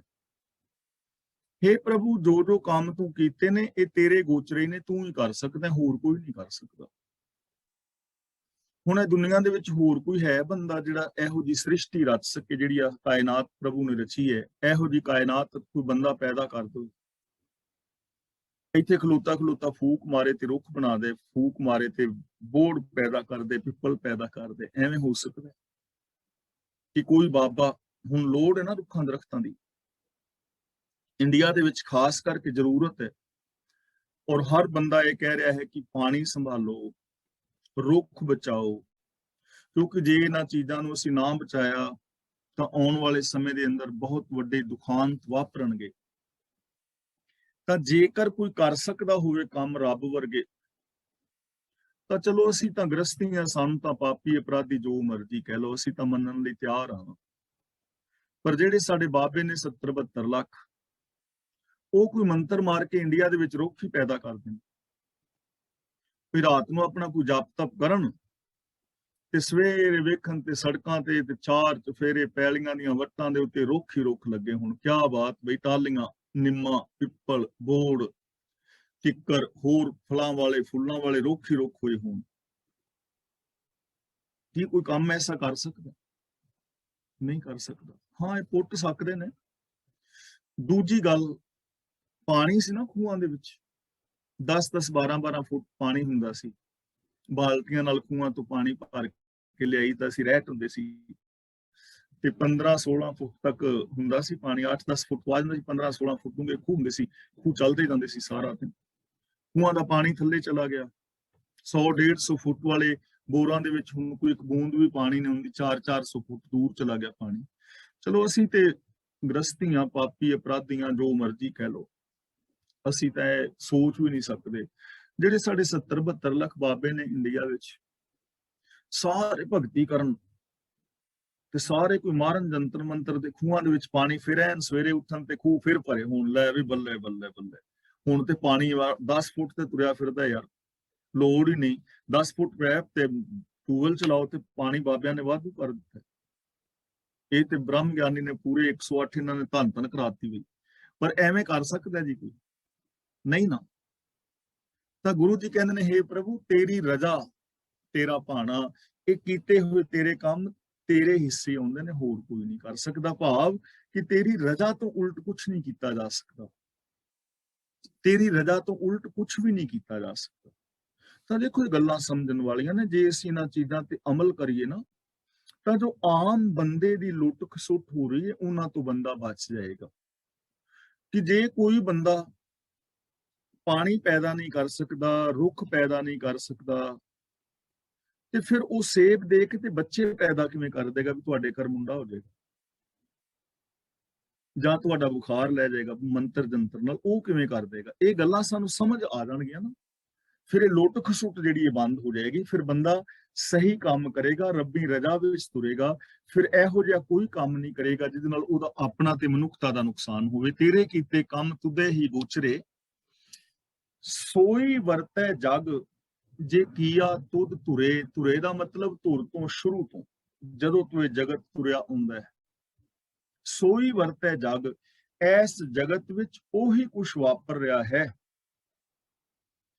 ਜੇ ਕੀਆ ਤੁਧ ਧੁਰੇ, ਜੋ ਧੁਰ ਤੋਂ ਤੂੰ ਹੁਕਮ ਕੀਤਾ ਹੈ, ਜੋ ਧੁਰ ਤੋਂ ਹੀ ਨਿਯਮ ਨੇ ਨਾ ਬਣੇ ਹੋਏ ਕੁਦਰਤ ਦੇ, ਉਹ ਨੇਮਾਂ ਦੇ ਅੰਦਰ ਹੀ ਸਾਰਾ ਕੁਝ ਵਾਪਰ ਰਿਹਾ ਹੈ। ਉਹੀ ਜਗਤ ਦੇ ਅੰਦਰ ਹੁੰਦਾ ਹੈ। ਰੱਬੀ ਰਜ਼ਾ ਤੋਂ ਬਾਹਰ ਕੁਝ ਨਹੀਂ ਹੁੰਦਾ, ਨਾ ਪਹਿਲੋਂ ਹੁੰਦਾ ਸੀ, ਨਾ ਹੁਣ ਹੋ ਰਿਹਾ ਹੈ, ਨਾ ਅੱਗੇ ਹੋਵੇਗਾ। ਰਜ਼ਾ, ਭਾਣਾ, ਹੁਕਮ, means, system, law of nature, ਇਹਨਾਂ ਚੋਂ ਕੋਈ ਵੀ ਸ਼ਬਦ ਕਹਿ ਕੇ ਜਿਹਦੇ ਨਾਲ ਸਾਨੂੰ ਸਮਝ ਆ ਜਾਏ ਤਾਂ ਤੁਸੀਂ ਸਮਝ ਸਕਦੇ ਹੋ ਕਿ ਉਹ ਸਿਸਟਮ ਤੋਂ ਬਾਹਰ, ਹੁਕਮ ਤੋਂ ਬਾਹਰ ਕੁਝ ਨਹੀਂ ਹੋ ਸਕਦਾ। ਹਾਂ, ਰੱਬੀ ਰਜ਼ਾ ਦੇ ਅੰਦਰ, ਹੁਕਮ ਦੇ ਅੰਦਰ ਤੁਸੀਂ ਜਿੰਨੀਆਂ ਮਰਜ਼ੀ ਖੋਜਾਂ ਕਰ ਸਕਦੇ ਹੋ, ਸੁੱਖ ਪਾ ਸਕਦੇ ਹੋ, ਆਨੰਦ ਮਾਣ ਸਕਦੇ ਹੋ, ਵਿਕਾਸ ਕਰ ਸਕਦੇ ਹੋ, ਲੇਕਿਨ ਹੁਕਮ ਤੋਂ ਬਾਹਰ ਨਹੀਂ। ਬਿਸਮ ਭੈ ਬਿਸਮਾਦ, ਦੇਖ ਕੁਦਰਤ ਤੇਰੀਆ। ਬਿਸਮ ਦਾ ਮਤਲਬ ਹੈਰਾਨ, ਅਸ਼ਚਰਜ। ਦੇਖ ਦਾ ਮਤਲਬ ਦੇਖ ਕੇ। ਬਿਸਮ ਤੇ ਵਿਸਮਾਦ ਤੋਂ ਭਾਵ ਹੈ ਅਸ਼ਚਰਜ, ਹੈਰਾਨ, ਕਿ ਤੇਰੀ ਅਸ਼ਚਰਜ ਕੁਦਰਤ ਵੇਖ ਕੇ ਪ੍ਰਭੂ ਅਸੀਂ ਵੀ ਹੈਰਾਨ ਹੋ ਰਹੇ ਹਾਂ। ਬਿਸਮ ਪੈ, ਅਸੀਂ ਹੈਰਾਨ ਹੋ ਰਹੇ ਹਾਂ ਤੇਰੀ ਇਸ ਹੈਰਾਨ ਕਰ ਦੇਣ ਵਾਲੀ ਕਾਇਨਾਤ ਨੂੰ ਦੇਖ ਕੇ। ਵਿਸਮਾਦ ਪੈਦਾ ਹੋ ਰਿਹਾ ਹੈ, ਖੁਸ਼ੀਆਂ ਪੈਦਾ ਹੋ ਰਹੀਆਂ ਨੇ, ਆਨੰਦ ਪੈਦਾ ਹੋ ਰਿਹਾ ਹੈ, ਖੇੜਾ ਪੈਦਾ ਹੋ ਰਿਹਾ ਹੈ। ਕੁਦਰਤ ਨੂੰ ਵੇਖਣ ਦਾ ਢੰਗ ਹੈ। ਅਸੀਂ ਇਸ ਕੁਦਰਤ ਨੂੰ, ਸੰਸਾਰ ਨੂੰ ਵੇਖਦੇ ਹਾਂ, ਸਾਨੂੰ ਇੱਥੇ ਦੁੱਖ ਨਜ਼ਰੀ ਪੈਂਦੇ, ਈਰਖਾ, ਦਵੇਸ਼, ਵੈਰ, ਵਿਰੋਧ ਨਜ਼ਰੀ ਪੈਂਦੇ ਨੇ। ਔਰ ਇਹ ਨਹੀਂ ਕਿ ਹੈ ਨਹੀਂ, ਇਹ ਹੈ ਨੇ, ਦਿਸ ਵੀ ਰਹੇ ਨੇ, ਹੈ ਵੀ ਨੇ, ਅਸੀਂ ਪੈਦਾ ਕੀਤੇ ਨੇ। ਪਰ ਗੁਰੂ ਨਾਨਕ ਪਾਤਸ਼ਾਹ ਜੀ ਜਦੋਂ ਇਸ ਕੁਦਰਤ ਨੂੰ ਵੇਖਦੇ ਨੇ ਨਾ, ਤਾਂ ਉਹ ਕਹਿੰਦੇ ਨੇ, ਹੇ ਪ੍ਰਭੂ ਇਹ ਕੁਦਰਤ ਵਿੱਚ ਤਾਂ ਤੇਰੀ ਆਰਤੀ, ਤੇਰੀ ਮਹਿਮਾ ਹੁੰਦੀ ਨਜ਼ਰੀ ਪੈ ਰਹੀ ਹੈ। ਗਗਨ ਮੈਂ ਥਾਲ ਰਵ ਚੰਦ ਦੀਪਕ ਬਣੇ। ਉਹ ਇਸ ਸੰਸਾਰ ਦੇ ਅੰਦਰ ਪਾਣੀ ਵੇਖਦੇ ਨੇ, ਪੌਣ ਵੇਖਦੇ ਨੇ, ਸੂਰਜ ਵੇਖਦੇ ਨੇ, ਚੰਦਰਮਾ ਵੇਖਦੇ ਨੇ, ਰੁੱਖ ਦਰਖਤ ਵੇਖਦੇ ਨੇ, ਪਸ਼ੂ ਪੰਛੀਆਂ ਨੂੰ ਤੱਕਦੇ ਨੇ, ਤਾਂ ਉਹਨਾਂ ਨੂੰ ਇੱਥੇ ਜ਼ਿੰਦਗੀ ਦਾ ਇੱਕ ਸੰਗੀਤ ਸੁਣਾਈ ਦਿੰਦਾ ਹੈ। ਗਾਵਨ ਤੁਧ ਨੂੰ ਪੌਣ ਪਾਣੀ ਬੈ ਸੰਤਰ ਗਾਵੇ, ਰਾਜਾ ਧਰਮ ਦੁਆਰੇ। ਉਹਨੂੰ ਇਹ ਸਾਰੀ ਕਾਇਨਾਤ ਗਾਉਂਦੀ ਹੋਈ ਨਜ਼ਰੀ ਪੈ ਰਹੀ ਹੈ। ਗੁਰੂ ਨਾਨਕ ਪਾਤਸ਼ਾਹ ਨੂੰ ਸੰਸਾਰ ਗਾਉਂਦਾ ਹੋਇਆ ਨਜ਼ਰੀ ਪੈ ਰਿਹਾ ਹੈ, ਪੌਣ ਪਾਣੀ ਗਾਉਂਦੇ ਹੋਏ ਨਜ਼ਰੀ ਪੈ ਰਹੇ ਨੇ। ਇੱਥੇ ਜ਼ਿੰਦਗੀ ਦਾ ਇੱਕ ਮਧੁਰ ਸੰਗੀਤ ਸੁਣਾਈ ਦੇ ਰਿਹਾ ਹੈ। ਵੇਖਣ ਦਾ ਢੰਗ ਹੈ ਨਾ, ਜੇ ਰਜ਼ਾ ਭਾਣੇ ਵਿੱਚ ਵੇਖਾਂਗੇ ਤਾਂ ਇਸ ਦੁਨੀਆ ਦੀ ਕੱਲੀ ਕੱਲੀ ਚੀਜ਼ ਤੁਹਾਨੂੰ ਹੈਰਾਨ ਕਰੇ। ਅਸਾਂ ਆਸਾ ਕੀ ਵਾਰ ਵਿੱਚ ਵਿਚਾਰਿਆ ਸੀ ਨਾ, ਵਿਸਮਾਦ ਨਾਦ, ਵਿਸਮਾਦ ਵੇਦ, ਵਿਸਮਾਦ ਜੀ, ਵਿਸਮਾਦ ਭੇਦ। ਜੇ ਤੁਸੀਂ ਆਵਾਜ਼ ਦੀ ਹੀ ਗੱਲ ਕਰੋ ਤਾਂ ਦੇਖੋ ਅਸੀਂ ਬੋਲ ਰਹੇ ਹਾਂ, ਸੁਣ ਰਹੇ ਹਾਂ, ਅਸੀਂ ਕਦੇ ਇੱਧਰ ਧਿਆਨ ਨਹੀਂ ਨਾ ਦਿੱਤਾ ਕਿ ਮੈਂ ਬੋਲ ਰਿਹਾ, ਤੁਸੀਂ ਸੁਣ ਰਹੇ ਹੋ, ਤੁਸੀਂ ਬੋਲ ਰਹੇ ਹੋ, ਮੈਂ ਸੁਣ ਰਿਹਾ, ਆਵਾਜ਼ ਆ ਰਹੀ ਹੈ। ਲੇਕਿਨ ਹੈਰਾਨ ਕਰ ਦੇਣ ਵਾਲੀ ਇਹ ਗੱਲ ਹੈ ਕਿ ਇਸ ਦੁਨੀਆ ਦੇ ਅੰਦਰ ਕਿੰਨੇ ਇਸਤਰੀਆਂ ਪੁਰਸ਼ ਨੇ, ਕਿੰਨੇ ਨੇ, ਕਰੋੜਾਂ ਦੀ ਤਾਦਾਦ ਵਿੱਚ, ਪਰ ਇੱਕ ਦੀ ਆਵਾਜ਼ ਦੂਜੇ ਨਾਲ ਨਹੀਂ ਮਿਲਦੀ। ਇਹ ਆਵਾਜ਼ ਦੇ ਅੰਦਰ ਫਰਕ ਪੈ ਰਿਹਾ ਨਾ, ਇੱਕ ਦੀ ਆਵਾਜ਼ ਦੂਜੇ ਨਾਲ ਨਹੀਂ ਮਿਲਦੀ। ਕਿਸੇ ਦੀ ਆਵਾਜ਼ ਕਿਸ ਤਰ੍ਹਾਂ ਦੀ ਹੈ, ਇੰਨੀਆਂ ਆਵਾਜ਼ਾਂ ਇਸ ਕੁਦਰਤ ਵਿੱਚ ਪੈਦਾ ਹੋ ਰਹੀਆਂ ਨੇ। ਫਿਰ ਪਸ਼ੂ ਪੰਛੀ ਨੇ, ਉਹਨਾਂ ਦੀ ਇੱਕ ਦੀ ਆਵਾਜ਼ ਵੀ ਦੂਜੇ ਨਾਲ ਨਹੀਂ ਮਿਲਦੀ। ਹਾਂ, ਇਹ ਗੱਲ ਵੱਖਰੀ ਹੈ ਕਿ ਉਹਨਾਂ ਦੀ ਆਵਾਜ਼ਾਂ ਵਿੱਚ ਫਰਕ ਸਾਨੂੰ ਸਮਝ ਨਹੀਂ ਆਉਂਦਾ, ਲੇਕਿਨ ਫਰਕ ਹੈ, ਇੰਨੀਆਂ ਆਵਾਜ਼ਾਂ। ਫਿਰ ਇਹ ਜੋ ਆਵਾਜ਼ ਹੈ, ਇਹ ਜੋ ਬੋਲ ਨੇ, ਅੱਗੋਂ ਇਹਨਾਂ ਦੀ ਕਰਾਮਾਤ ਦੇਖੋ ਕਿ ਇਹ ਜੋ ਸਾਡੇ ਬੋਲ ਨੇ ਸਾਨੂੰ ਇੱਕ ਦੂਜੇ ਦੇ ਨਜ਼ਦੀਕ ਲੈ ਆਉਂਦੇ ਨੇ, ਸਾਨੂੰ ਇੱਕ ਦੂਜੇ ਦੇ ਦਿਲ ਵਿੱਚ ਉਤਾਰ ਦਿੰਦੇ ਨੇ, ਸਾਨੂੰ ਇੱਕ ਦੂਜੇ ਦੇ ਸੱਜਣ ਮਿੱਤਰ ਭੈਣ ਭਰਾ ਬਣਾ ਦਿੰਦੇ ਨੇ, ਸਾਡੇ ਸੰਬੰਧ ਆਪਸੀ ਮਿੱਠੇ ਹੋ ਜਾਂਦੇ ਨੇ ਇਹਨਾਂ ਬੋਲਾਂ ਕਰਕੇ। ਤੇ ਇਹ ਬੋਲ ਹੀ ਐਸੇ ਨੇ ਕਿ ਸਾਨੂੰ, ਸਾਡੇ ਬੋਲ ਹੀ ਇੱਕ ਦੂਜੇ ਦੇ ਦੁਸ਼ਮਣ ਬਣਾ ਦਿੰਦੇ ਨੇ, ਸਾਡੇ ਅੰਦਰ ਨੈਗੇਟਿਵਿਟੀ ਪੈਦਾ ਕਰ ਦਿੰਦੇ ਨੇ, ਸਾਨੂੰ ਇੱਕ ਦੂਜੇ ਦੇ ਦਿਲਾਂ ਤੋਂ ਲਾਹ ਦਿੰਦੇ, ਇੱਕ ਦੂਜੇ ਤੋਂ ਦੂਰ ਕਰ ਦਿੰਦੇ ਨੇ। ਹੈ ਨਾ ਹੈਰਾਨ ਕਰਨ ਵਾਲੀ ਗੱਲ? ਤੁਸੀਂ ਰੂਪ ਦੇਖ ਲਓ, ਇੱਕ ਦਾ ਰੂਪ ਦੂਜੇ ਨਾਲ ਨਹੀਂ, ਕਿੰਨੇ ਇਸਤਰੀਆਂ ਪੁਰਸ਼ ਨੇ, ਕਿੰਨੇ ਜੀਵ ਜੰਤ ਨੇ, ਇੱਕ ਦਾ ਰੂਪ, ਇੱਕ ਦੀ ਸ਼ਕਲ ਦੂਜੇ ਵਰਗੀ ਨਹੀਂ, ਫਿੰਗਰਪ੍ਰਿੰਟ ਦੂਜੇ ਵਰਗੇ ਨਹੀਂ, ਇੱਕ ਪੱਤਾ ਰੁੱਖ ਦਾ ਦੂਜੇ ਪੱਤੇ ਵਰਗਾ ਨਹੀਂ, ਮੇਰੇ ਸਰੀਰ ਦਾ ਇੱਕ ਰੋਮ ਦੂਜੇ ਰੋਮ ਵਰਗਾ ਨਹੀਂ, ਇੰਨਾ ਫਰਕ। हे ਪ੍ਰਭੂ, ਤੇਰੀ ਇਸ ਕੁਦਰਤ ਨੂੰ ਵੇਖ ਕੇ ਵਿਸਮਾਦ, ਹੈਰਾਨ ਹੋ ਜਾਂਦੇ ਆ। ਸਰਣ ਪਰੇ ਤੇਰੀ ਦਾਸ, ਕਰ ਗਤ ਹੋਏ ਮੇਰੀਆ। ਗਤ ਦਾ ਮਤਲਬ ਹਾਲਾਤ, ਉੱਚੀ ਆਤਮਿਕ ਅਵਸਥਾ, ਮੁਕਤੀ। ਤੇਰੇ ਦਾਸ ਤੇਰਾ ਆਸਰਾ ਲੈਂਦੇ ਨੇ। हे ਪ੍ਰਭੂ, ਮਿਹਰ ਕਰ, ਮੈਂ ਵੀ ਤੇਰੀ ਸ਼ਰਨ ਵਿੱਚ ਹਾਂ, ਮੇਰੀ ਆਤਮਿਕ ਅਵਸਥਾ ਵੀ ਉੱਚੀ ਕਰ, ਮੇਰੀ ਸੋਚ ਵੀ ਉੱਚੀ ਕਰ, ਮੈਂ ਉੱਚਾ ਸੋਚਾਂ, ਮੇਰੀ ਸੋਚ ਨੀਵੀਂ ਨਾ ਰਹੇ, ਸੋਚ ਉੱਚੀ ਹੋ ਜਾਏ। ਤਾਂ ਜੋ ਪ੍ਰਭੂ ਦੀ ਸ਼ਰਨ ਵਿੱਚ ਆਏਗਾ, ਉਹਦੀ ਸੋਚ ਉੱਚੀ ਹੋ ਜਾਏਗੀ। ਔਰ ਸਾਰੇ ਗੁਰੂ ਗ੍ਰੰਥ ਸਾਹਿਬ ਜੀ ਦੀ ਪਾਵਨ ਬਾਣੀ ਸਾਡੀ ਸੋਚ ਹੀ ਬਦਲਦੀ ਹੈ। ਸੋਚ ਬਦਲਣ ਦੇ ਨਾਲ ਸਾਡੇ ਜੀਵਨ ਦੇ ਸੁੱਖ ਦੁੱਖ ਵੀ ਬਦਲ ਜਾਂਦੇ ਨੇ। ਜੇ ਸੋਚ ਚੰਗੀ ਹੋ ਜਾਏ ਤਾਂ ਸਾਡੇ ਦੁੱਖ ਸੁੱਖਾਂ ਵਿੱਚ ਬਦਲ ਜਾਂਦੇ, ਤੇ ਜੇ ਸੋਚ ਮਾੜੀ ਹੋ ਜਾਏ ਤੇ ਸਾਡੇ ਸੁੱਖ ਵੀ ਦੁੱਖਾਂ ਵਿੱਚ ਬਦਲ ਜਾਂਦੇ। ਧੀਆਂ ਪੁੱਤਰ ਭੈਣ ਭਰਾ ਜ਼ਮੀਨ ਜਾਇਦਾਦ ਸਾਰਾ ਕੁਝ ਇਹੀ ਹੈ, ਪਰ ਜੇ ਸੋਚ ਮਾੜੀ ਹੈ ਤਾਂ ਇਹ ਸਾਰਾ ਕੁਝ ਹੁੰਦਿਆਂ ਵੀ ਬੰਦਾ ਦੁਖੀ ਹੈ। ਤੇ ਧੀਆਂ ਪੁੱਤਰ ਭੈਣ ਭਰਾ ਜ਼ਮੀਨ ਜਾਇਦਾਦ ਇਹੀ ਹੈ, ਪਰ ਜੇ ਸੋਚ ਉੱਚੀ ਹੈ ਤੇ ਉਹ ਪਰਿਵਾਰ ਸੁਖੀ ਔਰ ਸ਼ਾਂਤ ਹੈ।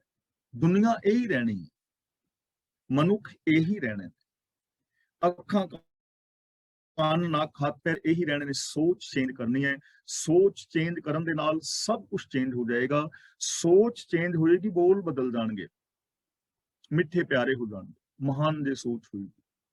ਸੋਚ ਜੇ ਚੰਗੀ ਹੋਏਗੀ ਤਾਂ ਨਜ਼ਰੀਆ ਬਦਲ ਜਾਏਗਾ, ਹਰ ਧੀ ਭੈਣ ਹੀ ਨਜ਼ਰੀ ਆਏਗੀ। ਸੋਚ ਬਦਲ ਜਾਏਗੀ, ਸੁਣਨ ਦਾ ਤਰੀਕਾ ਬਦਲ ਜਾਏਗਾ, ਪੋਜ਼ਿਟਿਵ ਸੁਣਾਂਗੇ, ਨਿੰਦਿਆ ਆਦਿਕ ਨਹੀਂ ਸੁਣਾਂਗੇ, ਅਵਸਥਾ ਉੱਚੀ ਹੋ ਜਾਏਗੀ। ਤਾਂ ਲੋੜ ਹੈ ਸੋਚ ਨੂੰ ਬਦਲਣ ਦੀ, ਸੋਚ ਨੂੰ ਉੱਚਿਆਂ ਕਰਨ ਦੀ। हे ਪ੍ਰਭੂ, ਤੇਰੇ ਦਾਸ ਤੇਰੇ ਚਰਨਾਂ ਦੀ ਸ਼ਰਨ ਵਿੱਚ ਨੇ, ਰਹਿਮਤ ਕਰ ਜਿਸ ਕਰਕੇ ਮੇਰੀ ਸੋਚ ਉੱਚੀ ਹੋ ਜਾਏ। ਤੇਰੇ ਹੱਥ ਨਿਧਾਨ ਭਾਵੈ ਤਿਸ ਦੇਹ, ਦੇਹ ਦਾ ਮਤਲਬ ਦੇਂਦਾ ਹੈ, ਨਿਧਾਨ ਦਾ ਮਤਲਬ ਖਜ਼ਾਨਾ, ਸੁੱਖਾਂ ਦਾ ਖਜ਼ਾਨਾ, ਗੁਣਾਂ ਦਾ ਖਜ਼ਾਨਾ। ਤੇਰੇ ਹੱਥ ਦਾ ਮਤਲਬ ਤੇਰੇ ਹੱਥ ਵਿੱਚ, ਤੇਰੇ ਹੁਕਮ ਵਿੱਚ, ਤੇਰੇ ਗੁਣਾਂ ਦਾ, ਤੇਰੇ ਸੁੱਖਾਂ ਦਾ ਖਜ਼ਾਨਾ ਤੇਰੇ ਹੱਥ ਵਿੱਚ ਹੈ। ਪਰ ਦੇਂਦਾ ਕਿਹਨੂੰ ਹੈ? ਭਾਵੈ, ਜਿਹਨੂੰ ਪਾਉਂਦਾ ਹੈ, ਤਿਸ ਦੇਹ, ਜਿਹਨੂੰ ਸੁੱਖਾਂ ਦਾ ਖਜ਼ਾਨਾ ਪਾ ਜਾਂਦਾ ਹੈ, ਚੰਗਾ ਲੱਗਦਾ ਤੂੰ ਉਹਨੂੰ ਦੇ ਦਿੰਦਾ। ਹੁਣ ਦੇਖੋ, ਸਾਡੇ ਅੰਦਰ ਰੱਬ ਹੈ, ਸਾਡੇ ਅੰਦਰ ਸੱਚ ਹੈ, ਦਇਆ ਹੈ, ਪ੍ਰੇਮ ਹੈ। ਸੱਚ ਮੈਂ ਕਦੋਂ ਬੋਲਾਂਗਾ? ਜੇ ਮੈਨੂੰ ਸੱਚ ਚੰਗਾ ਲੱਗੇਗਾ, ਭਾਏਗਾ।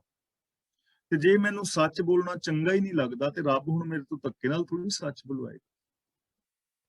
ਸਾਚਾ ਸਤਿਗੁਰ ਕਿਆ ਕਰੇ, ਜੋ ਸਿੱਖਾਂ ਮੈਂ ਚੂਕ, ਜੇ ਸਿੱਖ ਵਿੱਚ ਕਮੀ ਹੋਏਗੀ ਤੇ ਗੁਰੂ ਕੀ ਕਰੇਗਾ? ਗੁਰੂ ਨੇ ਤੇ ਰਾਹ ਦੱਸਣਾ ਨਾ ਕਿ ਐਵੇਂ ਕਰ।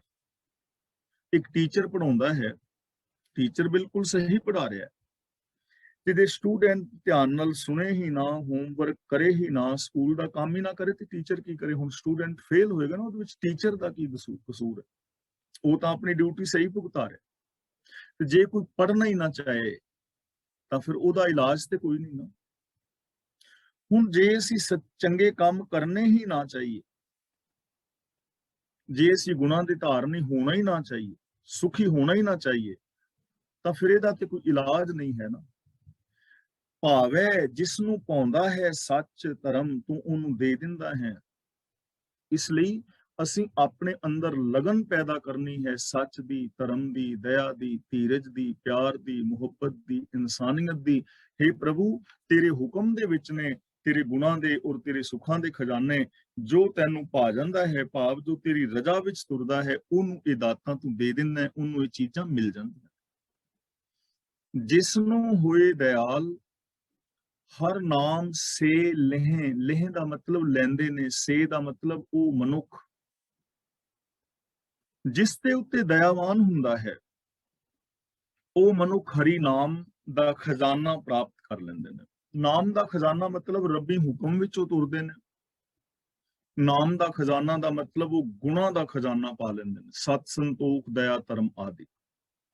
ਜਿਨ੍ਹਾਂ ਤੇ ਰੱਬ ਦਇਆਵਾਨ ਹੁੰਦਾ ਹੈ, ਜੋ ਰੱਬ ਦੀ ਦਇਆ ਦੇ ਪਾਤਰ ਬਣਦੇ ਨੇ, ਜੋ ਰੱਬ ਦੀ ਰਜ਼ਾ ਵਿੱਚ ਤੁਰਦੇ ਨੇ, ਉਹ ਇਸ ਨਾਮ ਖਜ਼ਾਨੇ ਨੂੰ ਪਾ ਲੈਂਦੇ ਨੇ, ਸੁੱਖਾਂ ਦੇ ਖਜ਼ਾਨੇ ਨੂੰ ਪਾ ਲੈਂਦੇ ਨੇ। ਅਗੰਮ ਅਗੋਚਰ ਬੇਅੰਤ, ਅੰਤ ਨਾ ਪਾਈਏ। ਅਗੰਮ ਦਾ ਮਤਲਬ ਪਹੁੰਚ ਤੋਂ ਪਰੇ, ਤੇ ਅਗੋਚਰ ਦਾ ਮਤਲਬ ਹੈ ਜੋ ਮਨ ਦੇ ਸਮਝਣ ਔਰ ਜ਼ਬਾਨ ਦੇ ਬਿਆਨ ਕਰਨ ਤੋਂ ਬਾਹਰ ਹੋਏ, ਜਿਹਦੀ ਅਸੀਂ ਕਲਪਨਾ ਵੀ ਨਾ ਕਰ ਸਕੀਏ। ਅੰਤ ਨਾ ਪਾਈਏ ਦਾ ਮਤਲਬ ਉਹਦਾ ਅੰਤ ਨਹੀਂ ਪਾਇਆ ਜਾ ਸਕਦਾ। हे ਅਪਹੁੰਚ, हे ਅਗੋਚਰ, हे ਪ੍ਰਭੂ, ਬੇਅੰਤ ਪ੍ਰਭੂ, ਤੇਰਾ ਅੰਤ ਨਹੀਂ ਪਾਇਆ ਜਾ ਸਕਦਾ, ਤੂੰ ਅਨੰਤ ਹੈ। ਅਸੀਂ ਰੱਬੀ ਗੁਣ ਗਾ ਸਕਦੇ ਹਾਂ, ਰੱਬ ਦੀ ਮਹਿਮਾ ਕਰ ਸਕਦੇ ਹਾਂ, ਰੱਬੀ ਰਜ਼ਾ ਵਿੱਚ ਤੁਰ ਸਕਦੇ ਹਾਂ, ਰੱਬੀ ਰਜ਼ਾ ਵਿੱਚ ਚੱਲ ਕੇ ਅਨੰਤ ਸੁਖ, ਆਨੰਦ, ਖੇੜੇ, ਪ੍ਰਸੰਨਤਾ ਪਾ ਸਕਦੇ ਹਾਂ, ਪਰ ਅੰਤ ਨਹੀਂ ਪਾ ਸਕਦੇ। ਉਹ ਅਨੰਤ ਹੈ। ਨਾ ਕੁਦਰਤ ਦਾ ਅੰਤ ਪਾਇਆ ਜਾਂਦਾ ਹੈ, ਨਾ ਦਾਤਾਂ ਦਾ ਅੰਤ ਪਾਇਆ ਜਾਂਦਾ ਹੈ, ਨਾ ਗੁਣਾਂ ਦਾ ਅੰਤ ਪਾਇਆ ਜਾਂਦਾ ਹੈ, ਨਾ ਪ੍ਰਭੂ ਦਾ ਅੰਤ ਪਾਇਆ ਜਾਂਦਾ ਹੈ। ਅੰਤ ਨਹੀਂ ਹੈ। ਦੇਖੋ ਕਿੰਨੀ ਵੱਡੀ ਪੋਜ਼ਿਟਿਵ ਸੋਚ ਸਾਡੇ ਵਾਸਤੇ ਨਿਕਲ ਰਹੀ ਹੈ ਕਿ ਸਭ ਕੁਝ ਅਨੰਤ ਅਨੰਤ ਹੈ। ਇਹਦਾ ਮਤਲਬ ਸਾਡੇ ਵਿਕਾਸ ਦੀਆਂ ਕੋਈ ਸੀਮਾਵਾਂ ਨਹੀਂ ਹਨ ਕਿ ਅਸੀਂ ਇੰਨਾ ਵਿਕਾਸ ਕਰ ਲਿਆ, ਇਸ ਤੋਂ ਅੱਗੇ ਵਿਕਾਸ ਨਹੀਂ ਕਰ ਸਕਦੇ, ਕਿਉਂਕਿ ਹਰ ਸ਼ੈ ਅਨੰਤ ਹੈ। ਜਿੰਨੀਆਂ ਮਰਜ਼ੀ ਤੁਸੀਂ ਨਵੀਆਂ ਖੋਜਾਂ ਕਰ ਸਕਦੇ ਹੋ, ਜਿੰਨੇ ਮਰਜ਼ੀ ਆਪਣੇ ਅੰਦਰ ਗੁਣ ਪੈਦਾ ਕਰ ਸਕਦੇ ਹੋ, ਆਪਣਾ ਵਿਕਾਸ ਕਰ ਸਕਦੇ ਹੋ। ਅਨੰਤ ਅਨੰਤ ਵਿਕਾਸ ਦੀਆਂ ਸੰਭਾਵਨਾਵਾਂ ਹਰ ਵਕਤ ਹਰ ਇਨਸਾਨ ਦੇ ਅੰਦਰ ਨੇ, ਕਿਉਂਕਿ ਪ੍ਰਭੂ ਆਪ ਅਨੰਤ ਹੈ। ਜਿਸ ਨੂੰ ਹੋਏ ਕਿਰਪਾਲ ਸੋ ਨਾਮ ਧਿਆਈਐ। ਜਿਸ ਮਨੁੱਖ ਉੱਤੇ ਤੂੰ ਤਰੁੱਠਦਾ ਹੈ, ਦਇਆ ਕਰਦਾ ਹੈ। ਧਿਆਈਐ ਦਾ ਮਤਲਬ ਧਿਆਨ ਵਿੱਚ ਰੱਖਦਾ ਹੈ। ਨਾਮ ਦਾ ਮਤਲਬ ਹੁਕਮ। ਉਹ ਤੇਰੇ ਹੁਕਮ ਨੂੰ ਆਪਣੇ ਧਿਆਨ ਵਿੱਚ ਵਸਾਉਂਦਾ ਹੈ, ਆਪਣੇ ਧਿਆਨ ਦਾ ਕੇਂਦਰ ਬਣਾਉਂਦਾ ਹੈ। ਉਹਦਾ ਧਿਆਨ ਤੇਰੇ ਹੁਕਮ ਵਿੱਚ ਹੈ। ਉਹਨੇ ਤੇਰੇ ਹੁਕਮ ਨੂੰ, ਤੇਰੀ ਰਜ਼ਾ ਨੂੰ, ਤੇਰੇ ਭਾਣੇ ਨੂੰ ਆਪਣੇ ਧਿਆਨ ਦੇ ਅੰਦਰ ਰੱਖਿਆ ਹੋਇਆ ਹੈ।